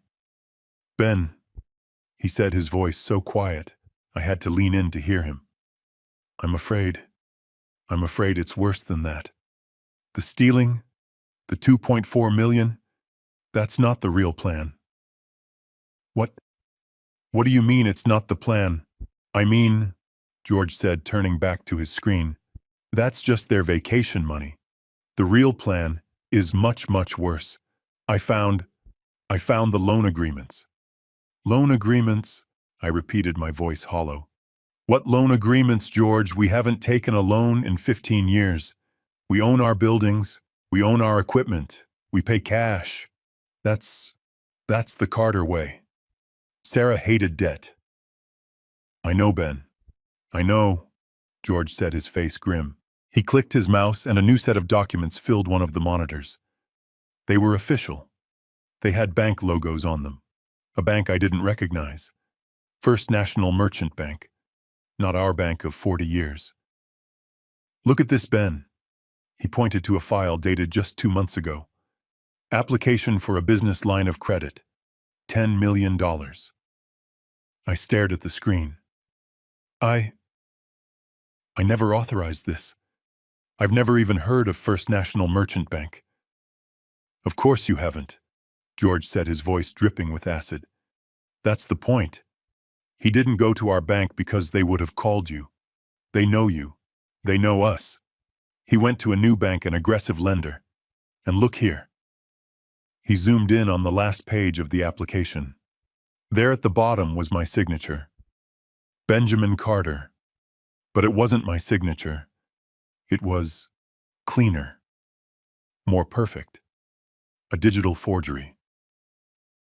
I didn't sign this, I whispered, touching the screen. George, that's not my signature. No, George said. It's not. But it's legally binding, because he attached this to it. He clicked again. A new document appeared. It was the stack of papers I had signed in Sarah's office in my fog of grief and medication. And there at the top was the title I had been too blind to read. Durable General and Financial Power of Attorney. My God, I choked out. He told me it was for the utility bills. He said it was temporary access. George scrolled down the legal text. Ben, this isn't temporary. This is durable. It's ironclad. It gives him the complete and total authority to act as you, to buy, to sell, to borrow, to do anything he wants with your assets, your personal assets, the company's assets. Everything. You didn't just give him the keys to the cash register, Ben. You gave him the keys to the entire goddamn kingdom. I felt the room tilt. The memory of that moment. His patient voice. It's just standard, Dad. It's what families do. I had been played. I had been so utterly, completely fooled by my own son in my weakest moment. So he used this paper to get a loan. He used this paper to guarantee the loan. George corrected me, his tone sharp. He didn't just sign as Dylan Carter, power of attorney for Benjamin Carter. That might have raised red flags. No, he was smarter than that. He just forged your name, and he kept this POA document on file as the legal justification for his signature in case anyone questioned it. But no one did. Why would they? They saw a $10 million application personally guaranteed by a man with a net worth of $300 million. The bank didn't even blink. They approved it in 48 hours. I couldn't process the scale of it. $10 million. Where did it go? What did he do with it? George's face got even darker. He looked like a man who was about to deliver a death sentence. Ben, that was just the first one. The first, he clicked again. Apex Development, $5 million loan, approved last month. Another click. Carter Logistics, a $10 million line of credit, approved 2 weeks ago. My God, George, that's $25 million. What is he doing? Is he buying property? Is he expanding? No, Ben, George said. He pointed to the transfer records. He's not using the money. He's just moving it. The $10 million from First National. It was wired directly to Carter Logistics in the Caymans. The $5 million for Apex wired to an account in Switzerland. He stole $25 million. No. George slammed his hand on the desk, making the monitors wobble. That's what I'm trying to tell you. This isn't about the money. This is about the debt. He's not just stealing, Ben. He's doing something else. He's taken out $25 million in your name, secured by your assets. He's moved the cash offshore where we can't touch it. But the debt is still here. It's attached to Carter Construction. It's attached to your house. It's attached to you. I stared at him, my mind a complete blank. I couldn't understand the endgame. But he has to pay it back, right? The banks. They'll come for him. No, Ben, George said, his voice barely a whisper. They won't come for him. They'll come for the person who signed the papers. They'll come for the man who guaranteed the loans. He pointed a shaking finger at me. They'll come for you. But what did he tell the bank? What was all this money for? Loan agreements. I repeated, my voice hollow. What loan agreements, George? We haven't taken a loan in 15 years. We own our buildings, we own our equipment. We pay cash. That's the Carter way. Sarah hated debt. I know, Ben, I know, George said, his face grim. He clicked his mouse and a new set of documents filled one of the monitors. They were official. They had bank logos on them. A bank I didn't recognize. First National Merchant Bank. Not our bank of 40 years. Look at this, Ben. He pointed to a file dated just 2 months ago. Application for a business line of credit. $10 million. I stared at the screen. I never authorized this. I've never even heard of First National Merchant Bank. Of course you haven't, George said, his voice dripping with acid. That's the point. He didn't go to our bank because they would have called you. They know you, they know us. He went to a new bank, an aggressive lender. And look here. He zoomed in on the last page of the application. There at the bottom was my signature. Benjamin Carter. But it wasn't my signature. It was cleaner. More perfect. A digital forgery. I didn't sign this, I whispered, touching the screen. George, that's not my signature. No, George said. It's not, but it's legally binding, because he attached this to it. He clicked again. A new document appeared. It was the stack of papers I had signed in Sarah's office in my fog of grief and medication. And there at the top was the title I had been too blind to read: Durable General and Financial Power of Attorney. My God, I choked out. He told me it was for the utility bills. He said it was temporary access. George scrolled down the legal text. Ben, this isn't temporary. This is durable. It's ironclad. It gives him the complete and total authority to act as you, to buy, to sell, to borrow, to do anything he wants with your assets, your personal assets, the company's assets, everything. You didn't just give him the keys to the cash register, Ben. You gave him the keys to the entire goddamn kingdom. I felt the room tilt. The memory of that moment. His patient voice. It's just standard, Dad. It's what families do. I had been played. I had been so utterly, completely fooled by my own son in my weakest moment. So he used this paper to get a loan. He used this paper to guarantee the loan. George corrected me, his tone sharp. He didn't just sign as Dylan Carter, power of attorney for Benjamin Carter. That might have raised red flags. No, he was smarter than that. He just forged your name, and he kept this POA document on file as the legal justification for his signature in case anyone questioned it. But no one did. Why would they? They saw a $10 million application personally guaranteed by a man with a net worth of $300 million. The bank didn't even blink. They approved it in 48 hours. I couldn't process the scale of it. $10 million. Where did it go? What did he do with it? George's face got even darker. He looked like a man who was about to deliver a death sentence. Ben, that was just the first one. The first? He clicked again. Apex Development, a $5 million loan, approved last month. Another click.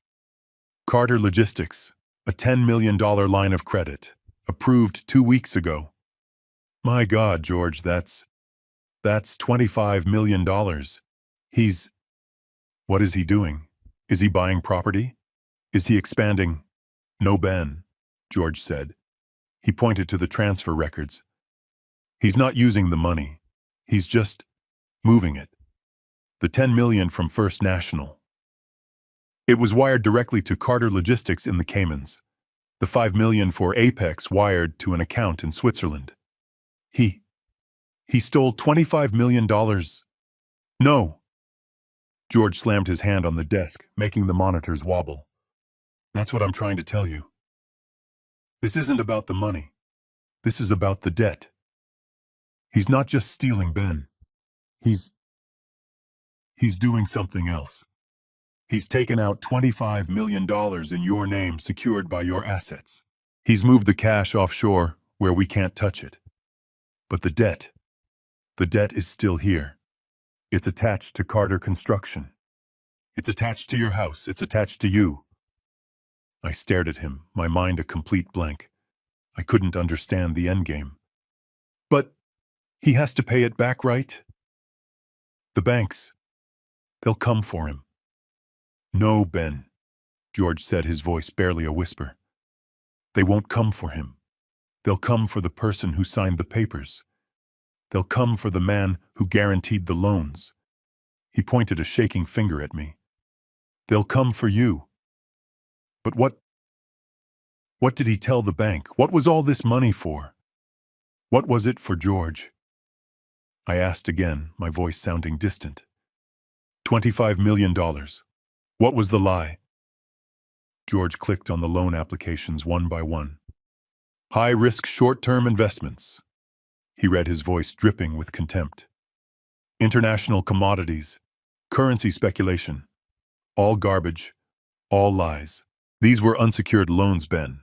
They wouldn't be worth the paper they were printed on except for one thing. My guarantee, I said, the words tasting like poison. Your entire empire, George corrected me. Your $300 million empire as collateral. No bank in the world would turn that down. It's the safest bet they could possibly make. I shook my head, my mind still thick. I still don't get it, George. This is insane. He takes out $25 million. He wires it offshore. But he owes it.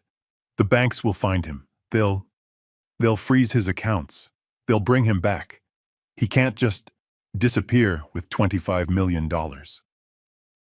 George swiveled in his chair, his face pale, his eyes burning with a terrible, pitying fire.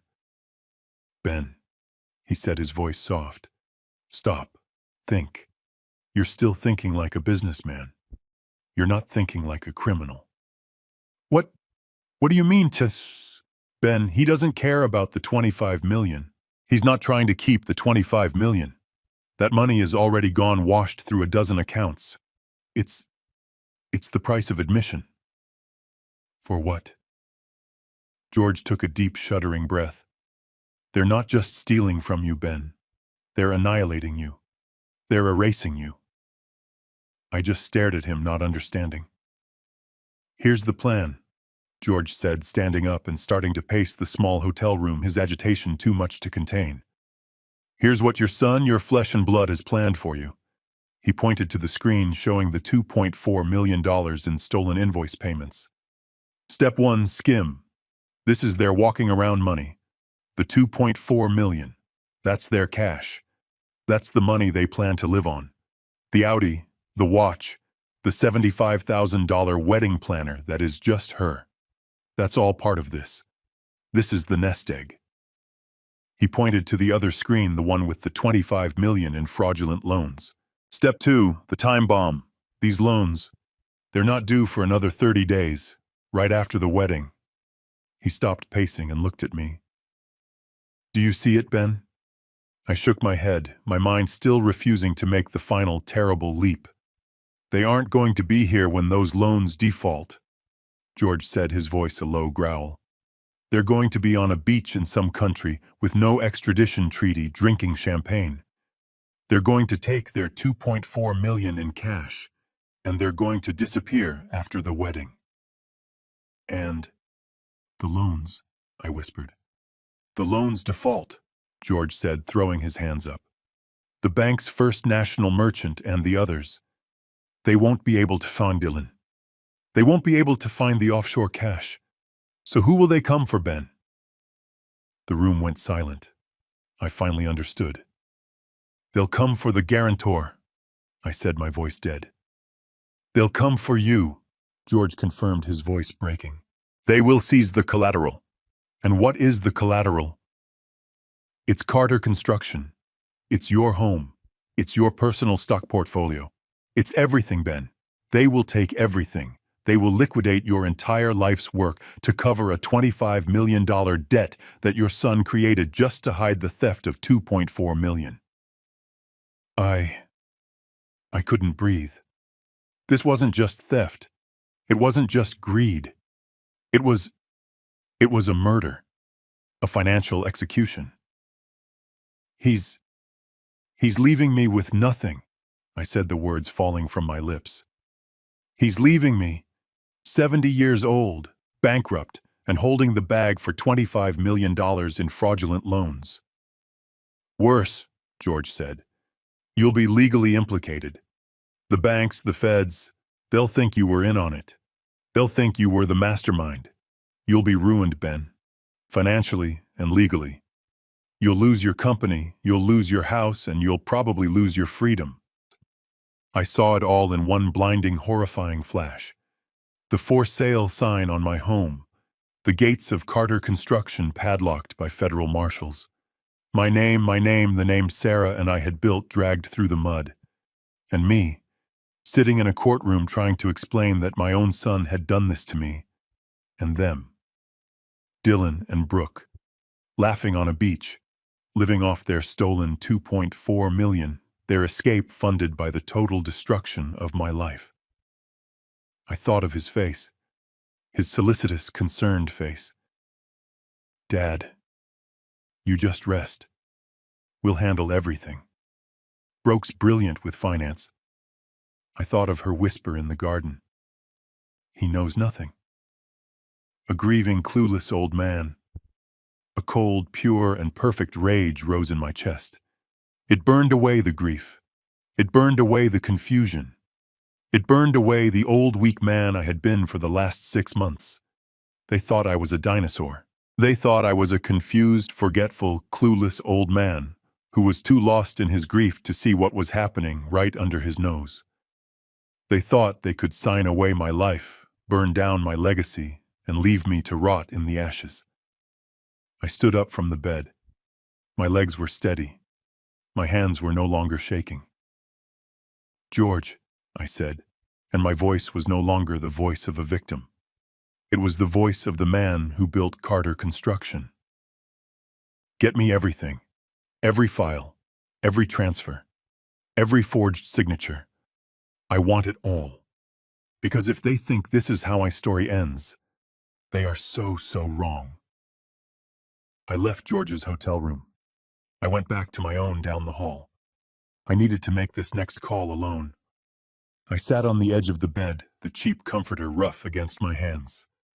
My first instinct was to call Avery, my corporate attorney, to get the legal machine rolling. But I didn't. There was one person who deserved to hear this first. One person who was part of this family, who had also lost Sarah, who was also being betrayed, even if she didn't know it yet. My daughter Emily. I scrolled through my old flip phone and found her name. My hand hovered over the button. This was the hardest call, telling her what her brother had become. It felt like a final failure. It felt like I was poisoning her too. But I knew Emily. She was strong. She was Sarah's daughter through and through. I pressed the call button. It rang once, twice. "Dad?" Her voice was clear, professional. She was probably at her office. "Is everything okay? I thought you were in Montana." The lie. The trap. It was my turn to lie. "No," I said, my voice thick and low. "I'm not in Montana. I'm in Chicago. I need you to come home, Emily." A pause. The line crackled. "Home, Dad, what's wrong? You sound terrible. Is it Dylan?" "I need you to fly to Chicago, right now, today." And Emily, I took a deep breath. "You cannot under any circumstances tell your brother you are coming. Do you understand me? He cannot know you're here." I expected a flood of questions. Why? What happened? What's going on? Instead, there was a long, cold, terrifying silence on the other end of the line. A silence that lasted 5 full seconds. When she spoke again, her voice was different. It wasn't my daughter, the corporate lawyer. It was someone else. The warmth was gone. It was flat cold and razor sharp. "Dad," she said, and her voice was so controlled, it chilled me. "I've been waiting for this call for 3 weeks. What are you talking about? I've known something was wrong since that Sunday dinner." She said her words quick and precise like an attorney laying out a case. "The heirloom watch, the $95,000 watch that was 6 months old. That's not a mistake, Dad. That's a tell." I was speechless. "Emily, So I did what I do, Dad. I started digging. Dylan and Brooke had made a terrible mistake. They saw Emily as I had, as a quiet, successful lawyer in a different city. They dismissed her. They probably thought she was just some low-level attorney pushing papers for a real estate firm. They forgot. Or maybe in their arrogance they never even bothered to find out. My daughter Emily Carter is not a corporate lawyer. She's an assistant district attorney for Cook County. She's been in the economic crimes unit for 10 years. She doesn't just sue people, Dad. She puts them in prison. She hunts men like Dylan for a living. I checked the public records, Dad." She continued, her voice like ice. "The day after that dinner, I saw the new mortgage filings from First National Merchant Bank. I saw the UCC liens stacking up against Carter Construction's assets. I saw a durable power of attorney filed with the county registrar, dated 3 days after Mom's funeral with your name on it. I've been running background on Apex Development and BK Designs on my own time. They're textbook shell corporations. They're ghosts. I couldn't speak. She knew. She had seen it all from a distance, just from a single stupid lie about a watch. My God, Emily, I finally choked out. You knew. I suspected, she said, her voice softening just a fraction. I didn't know why. I didn't know how bad it was. I didn't know about the 2.4 million George just found, but I knew it was a setup. I was waiting for you to see it, Dad. I couldn't move until you were out of that house and safe, until you were ready. I'm ready, I said. I know. Now listen to me. The professional voice was back. I'm packing my bag right now. I'm in a cab on the way to O'Hare. I will be on the next flight. I'll be in Chicago in 3 hours. What's your location? The Residence Inn, West Loop. Good. Don't leave, don't call them, don't answer your phone if they call you. Don't do anything. George has the digital evidence. I need the physical evidence. The Amex bill. The original POA you signed. Do you have it? No, I said. He took it. The blue folder. It doesn't matter, she said, her voice tight with anger. A copy is filed with the bank. I'll get it. Dad, listen. This isn't a family problem anymore. This isn't a dispute. This is a multi-million-dollar multi-state wire and bank fraud case. This is a federal crime. I hung up the phone. The rage I'd felt was still there, a burning coal in my stomach. But it was joined by something else now. A cold, hard, terrible hope. The clueless old man had just declared war, but he wasn't fighting alone. He had just called in the cavalry. And the cavalry was his daughter. Emily arrived 3 hours later. She didn't look like my daughter. She looked like a prosecutor. She wore a sharp navy pantsuit, her hair pulled back so tight it looked severe. She wasn't carrying luggage, just a heavy leather briefcase. She gave me a hug, but it was fast, hard, and all business. Okay, Dad. Let's get to work. George was already there, his 2 monitors glowing in the dim hotel room. An hour later, Ms. Avery, my personal attorney for 30 years, knocked on the door. She was a small, sharp woman in her 50s who had handled Sarah's will. She looked stunned, confused.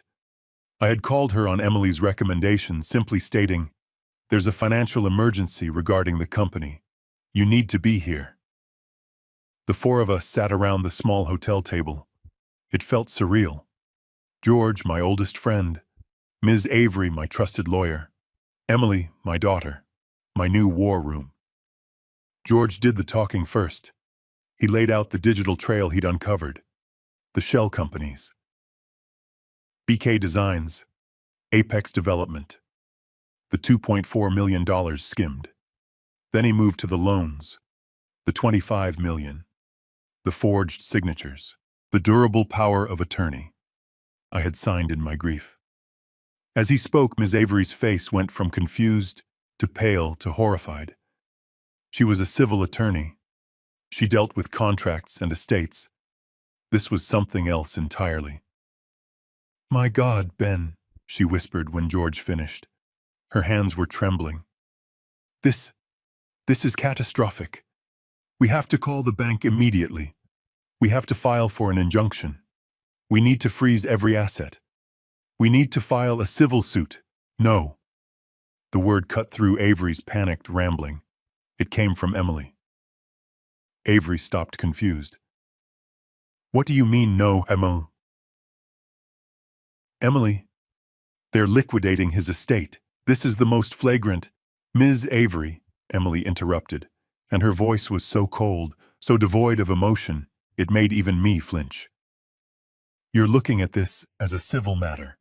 You're wrong." She turned to me. Her eyes were like steel. "Dad, this isn't just theft.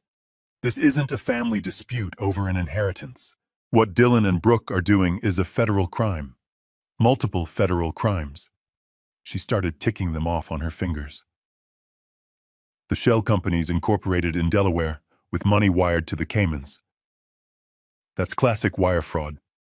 That's a 20-year mandatory minimum sentence. The loans, they forged your signature and used your assets as collateral to defraud a federally insured bank. That's bank fraud. Another 30 years. They used the mail to send that Amex bill trying to cover their tracks, mail fraud. They filed that fraudulent POA with the county registrar, document fraud. She looked at all of us. They aren't just going to be sued. They are going to prison. For a very, very long time. Prison. The word hung in the air. This was my son. My son. I felt a wave of nausea, a deep primal pain that was almost worse than the betrayal itself. Miss Avery, to her credit, regrouped quickly. She's right, Ben. This is beyond me. If this is a federal fraud case, our first move must be to cooperate. We have to notify the banks. We have to notify the FBI. We have to get ahead of this. If those loans default and we haven't reported it, you could be seen as a co-conspirator. You could be implicated in the whole thing. She's right, I said, my voice hoarse. We have to stop it. When do the loans default? Emily asked, turning to George. Her face was like stone. George checked his notes. The first $10 million payment is due. My God. It's due in 10 days. 10 days. We had to move fast. I'm calling the U.S. Attorney's office now, Avery said, her hand already on her phone. We have to stop them before they leave the country. Wait, Emily said. Avery froze her hand in the air. Emily looked at me, her face calm and terrifyingly still. The wedding. Dad, when did you say the wedding was? I looked at the cheap hotel calendar on the wall. The date was circled in my memory. The date I was supposed to return from Montana. This Saturday, I said. 4 days from now. Avery looked completely baffled. Emily, what in God's name does the wedding have to do with anything? We are looking at a $25 million financial time bomb. Emily didn't even look at her. She just stared at the blank wall, and a slow, cold, and absolutely calculating smile spread across her face. It was the smile of a hunter who had just seen the prey walk calmly into a perfect open trap. Perfect, she whispered. Perfect, George and Avery said in unison. No, Emily said, her voice low. We don't call anyone. Not yet. She turned her gaze to me, her eyes blazing with a righteous fury that took my breath away. They're arrogant. They think you're a clueless old man. They think they're free and clear. She leaned forward. So we let them. We let them have their perfect $100,000 party. We let them gather all their friends and wealthy connections in one room to celebrate their new life. We let them stand up in front of God and everyone and make their vows. She held my gaze. And then, right when they're kissing the bride, then we send in the marshals. And so I stood there, back at the beginning, at the wrought iron gates of the Oakwood Country Club in my custom Tom Ford suit, facing the two guards. The older one was holding the photograph of my face. Mr. Dylan Carter was very specific, he said again, his voice flat. If this old man shows up, throw him out. This time I didn't argue. I didn't protest. I didn't feel the shock or the humiliation I had felt in my memory of this moment. All I felt was a cold, still, perfect calm. I looked up at the balcony. There they were, Dylan and Brooke, my son and his bride-to-be, champagne flutes in hand. They were watching me. They wanted me to see them. They wanted to witness my final, pathetic defeat. Dylan's smile was a cruel slash across his face. He raised his glass in that mocking toast. Brooke threw her head back and laughed, that bright, tinkling laugh that now sounded like a siren. They thought I was beaten. They thought I was pathetic. They thought I was a confused, grieving old man who had crawled back from his fake fishing trip to beg for scraps at their table. They thought I was here to plead. I was not here to plead. I was here to watch. I simply nodded at the guard, as if accepting my fate. "I understand," I said quietly. I turned my back to the gates. I didn't get in my car. I just walked slowly across the manicured street onto the public sidewalk directly opposite the entrance. I stood under the shade of a large oak tree, perfectly visible. I could see Dylan's confusion from 100 yards away. This wasn't part of his plan. I was supposed to make a scene. I was supposed to yell, to cry, to beg. I was supposed to prove I was the weak, senile old man he needed me to be. Instead, I just stood there, waiting. He frowned. He said something to Brooke. She shrugged, dismissed me with a wave of her hand, and they both turned and walked back inside the clubhouse. The show was over for them. They had won. I leaned against the tree. I could hear the faint, elegant music of the string quartet starting up. Guests continued to stream past me, a river of expensive perfume and polite, averted glances. They saw me, the father of the groom, exiled to the sidewalk. They whispered. They judged. Let them. I checked my watch. The old Omega Seamaster Sarah had given me for our 20th anniversary. The one thing of value I'd made sure to wear. The hands showed 12:05 p.m. The wedding was scheduled to begin at noon. The processional would be starting any second. George was parked a block away in his car, acting as a lookout. Emily was at her office downtown, coordinating with the U.S. Attorney's Office. Avery was with the bank president, who was anxiously awaiting the signal to freeze every account. Everything was in place. Every move was choreographed. Emily, my brilliant, cold-eyed daughter, had timed this down to the minute. "Let them be at the altar, Dad," she'd said. "Let them be in front of everyone. Let them be at the absolute peak of their arrogance and success. That's when you hit them. Not a minute before." Through the gates, I could see the ceremony beginning on the great lawn. 150 guests were seated. The music swelled. I saw the bridesmaids in their pale yellow dresses begin their slow walk down the aisle. Then I saw Dylan. He was standing at the altar, his back straight, looking at his bride. Brooke appeared at the end of the aisle, a vision in white lace. She was beaming. She looked beautiful. She looked like a viper. She began her walk, step by step, getting closer to the man she had conspired with to destroy me, closer to her new life built on fraud, theft, and the ruins of my own. The music was beautiful. The sun was shining. It was a perfect day. I watched as she reached the altar. I saw Dylan take her hand. I saw them turn to face the minister. I looked at my watch again. 12:15 p.m.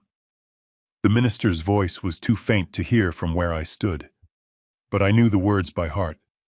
I'd said them to Sarah. To have and to hold, for richer, for poorer, in sickness and in health.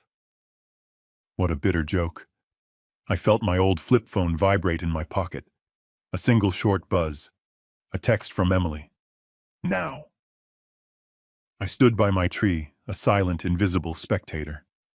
I couldn't hear the minister's words from that distance, but I didn't need to. I knew the script by heart. I watched their body language. The minister was reading from his book. Dylan and Brooke were holding hands, gazing at each other with practiced adoration. The guests were a sea of pastel, all looking forward. I imagined the words I couldn't hear. To love and to cherish. I saw the minister pause. He looked up from his book, first at Brooke, then at Dylan. This was it. The part where he asks the big question. The part where he offers one last chance for the truth. If anyone here knows any reason why these two should not be lawfully joined in matrimony, let him speak now, or forever hold his peace. I saw Dylan's confident smile. I saw Brooke's little smug tilt of her head. They were untouchable.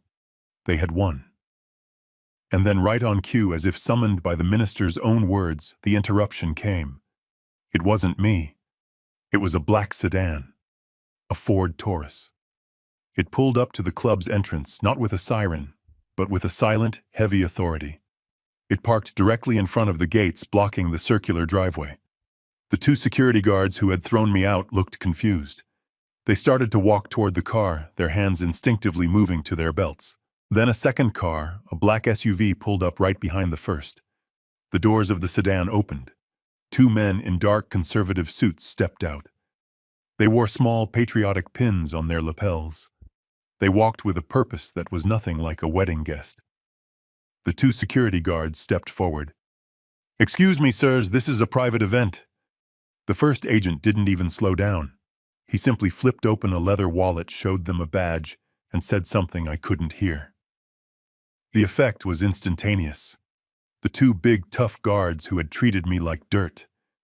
They shrank. They turned pale. They stepped back, their hands raised as if to show they were no threat. The agents walked right past them. They were followed by two more men from the SUV. One was in a suit, carrying a heavy briefcase. The other was a woman in a severe pantsuit. I recognized her instantly from a photo Emily had shown me. An investigator from the IRS Criminal Investigation Division. They didn't stop to look at the decor. They didn't admire the flowers. They walked, all four of them, in a tight, determined group straight onto the great lawn. The violinist who had been playing some soft, romantic tune saw them first. Her bow skittered across the strings, producing a horrible screeching sound. The music died. In the sudden silence, every head in the crowd, all 150 of them, turned as one.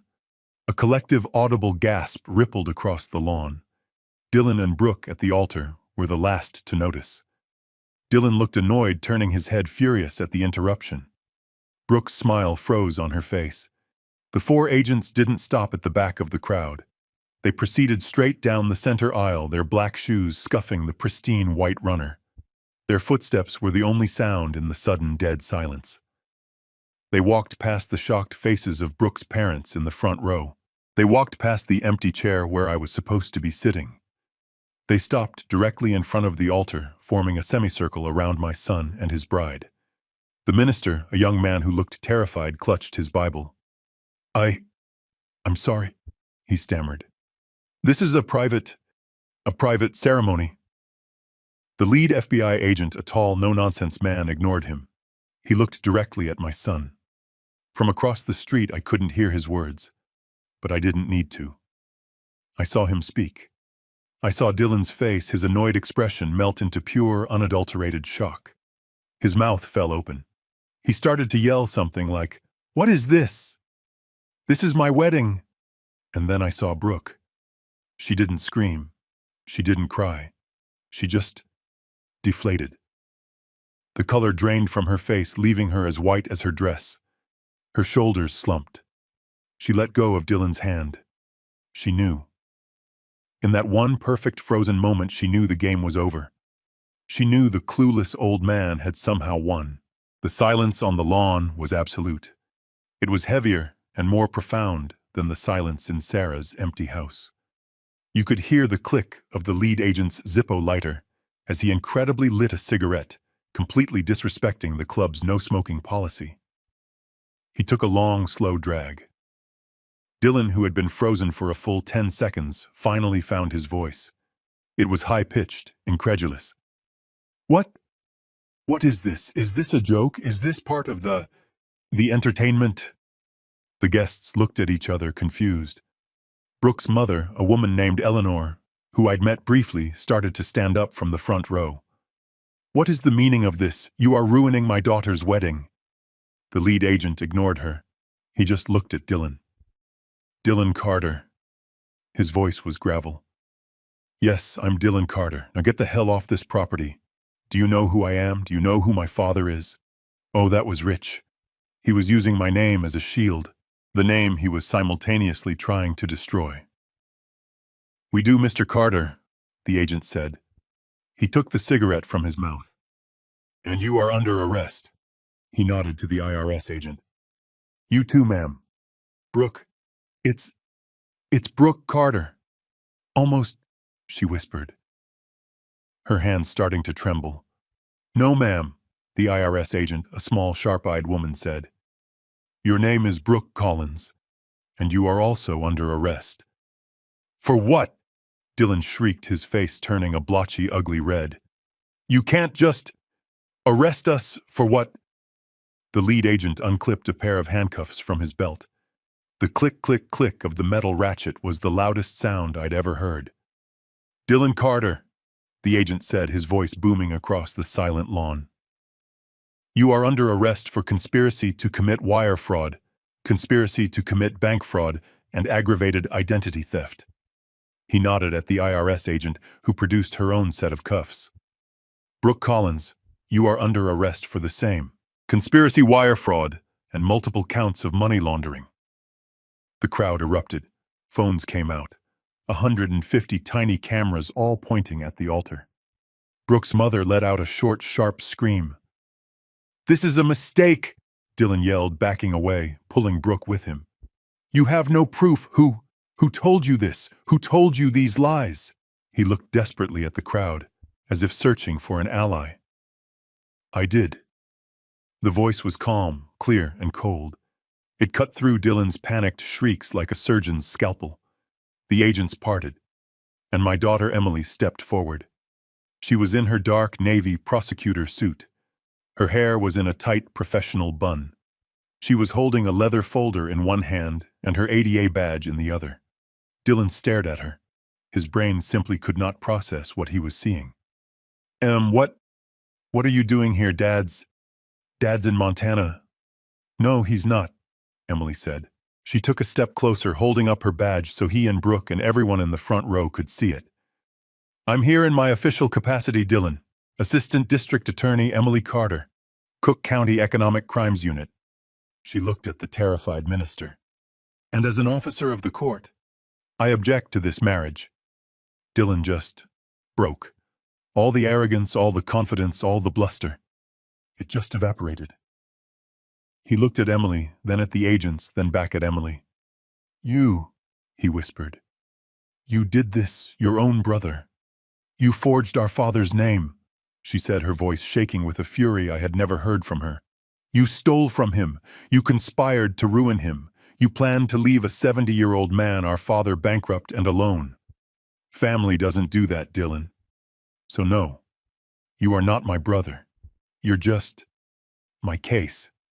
"No!" he yelled, and he lunged. Not at Emily. At the agents. It was a stupid, pathetic, desperate move. The lead agent didn't even flinch. He sidestepped, grabbed Dylan's arm, spun him around, and slammed him face first onto the antique altar, scattering flower petals everywhere. "You have the right to remain silent," the agent barked as he wrenched Dylan's arms behind his back. Click. The sound of the handcuffs locking. Brooke didn't move. She just stood there, hyperventilating, tears streaking her perfect makeup, as the IRS agent gently, almost politely, cuffed her hands in front of her. "It's a mistake. It's a mistake," she chanted over and over. The agents pulled them both up, and then the walk. They turned them around and began to walk them back up the aisle, past their shocked, whispering guests, past Brooke's sobbing mother, past the empty chair where I should have been. They were cuffed, in their wedding clothes. The $500,000 fairy tale over in 30 seconds. As they reached the end of the aisle, the agents pushed them toward the gates past the two terrified security guards. And as they were hustled into the back of the waiting sedan, Dylan looked up. His eyes, wild with hatred and disbelief, found me. He saw me, standing across the street, waiting. I wasn't smiling. I wasn't cheering. I just watched. I held his gaze. I let him see me. The clueless old man. The man he had thrown out. The man who had just taken back his entire world. His face contorted in a mask of pure primal rage. He opened his mouth and screamed a sound of pure animalistic fury, a sound that was cut off as the agent pushed his head down and slammed the car door shut. The black cars pulled away their tires, silent on the expensive pavement. The guests, 150 of them, stood frozen on the lawn, a stunned tableau of pastel dresses and dark suits. They were whispering, staring, their phones still held up, recording the empty space where the bride and groom used to be. I crossed the street, my footsteps feeling heavy on the asphalt. The two security guards who had barred my entry were now pale and sweating, trying to make themselves invisible against the stone pillars. They didn't meet my eyes. I walked right past them through the iron gates. Emily was waiting for me just inside. Her face was pale, but her eyes were clear. The prosecutor was gone and my daughter was back. She didn't say anything. She just stepped forward and wrapped her arms around me. I buried my face in her hair and my body began to shake. The rage, the adrenaline, the cold, hard control I had maintained for 2 weeks. It all just broke. "It's over, Dad," she whispered, holding me tight. "It's finally over." I pulled back, wiping a tear from my cheek with the back of my hand. "Yeah," I said, my voice hoarse. "Yeah, it is." I looked past her toward the massive white tent set up for the reception. The string quartet had packed up and fled, but the catering staff was still there, frozen in place, holding silver trays of champagne flutes that would never be used. I saw the ice sculptures, the towering floral arrangements, the 5-tier wedding cake. All of it paid for. All of it a monument to a lie. I paid $100,000 for this party. The first payment on the Amex bill that Dylan had conveniently forgotten to pay. The club manager, a frantic man in a tuxedo, was rushing toward me. Mr. Carter, I had no idea. What should we do?" "The guests." I held up a hand and he stopped talking. I looked at the tent, at the mountains of food. Lobster tails, filet mignon, mountains of shrimp. "The guests can leave," I said, my voice firm again. "But the food stays." The manager looked confused. "Sir, get your staff," I said to him, all business now. "I want every plate, every roll, every piece of that ridiculous cake packed up.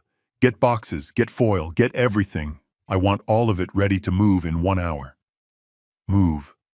Move where, Mr. Carter?" "Call St. Mary's Shelter," I said, "and the VA hospital, and every other homeless shelter in this city. Tell them to send their vans. Tell them there's been a change of plans. Tell them Christmas is coming early this year." It took a year, a full, grueling year. Dylan and Brooke were convicted. The evidence Emily and George gathered was so overwhelming, the defense had nothing. They were sentenced to 12 years in a federal penitentiary. The loans were voided. The bank, embarrassed by its own lack of due diligence, settled quietly. I recovered most of the $2.4 million, but the victory felt hollow. I went back to Carter Construction, back to my office, but the joy was gone. The place felt tainted.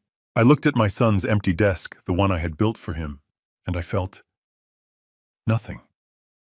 Just an enormous, crushing fatigue. So I made a decision. I called George, who had been running things in the interim.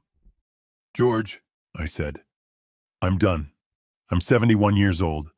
I don't want to build skyscrapers anymore." I sold the company. Not to a competitor. Not to some faceless corporation. I sold it to the people who had earned it. I created an employee stock ownership plan, an ESOP. I sold Carter Construction, my $300 million baby, to my employees with George as their new CEO. My legacy wouldn't be my blood. It would be my work family. And the money, the $2.4 million I recovered, I used it to start something new. The Sarah Carter Foundation, a nonprofit dedicated to providing legal and financial aid to elderly parents, people who were victims of financial abuse by their own children. It's quiet now. My big empty house is sold. I live in a smaller place, a condo by the lake. But I spend most of my days in my old workshop, the one behind the house I sold, which I kept. Emily's kids are here today. My grandson Leo is 8. He has Emily's eyes, Sarah's smile. He's standing on a stool holding a small hammer, trying to nail 2 pieces of pine together. "You're holding it wrong, Grandpa," he says, squinting. I laugh. Am I?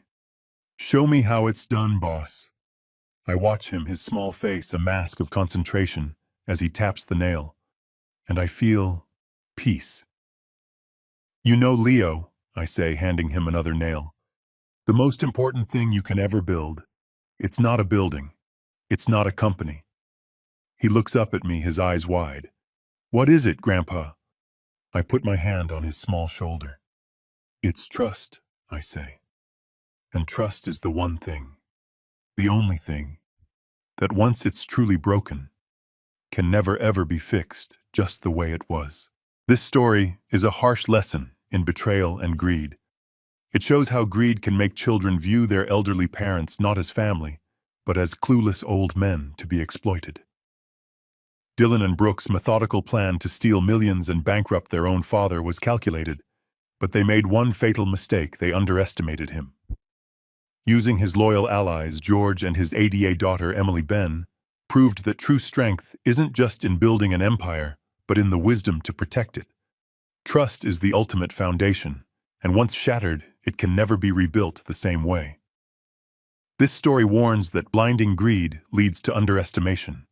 Dylan and Brooke saw their father as a clueless old man to bankrupt. They forgot the man who built an empire knew how to protect it. He used wisdom and loyal allies to deliver devastating consequences, proving trust is the one asset that once broken is gone forever.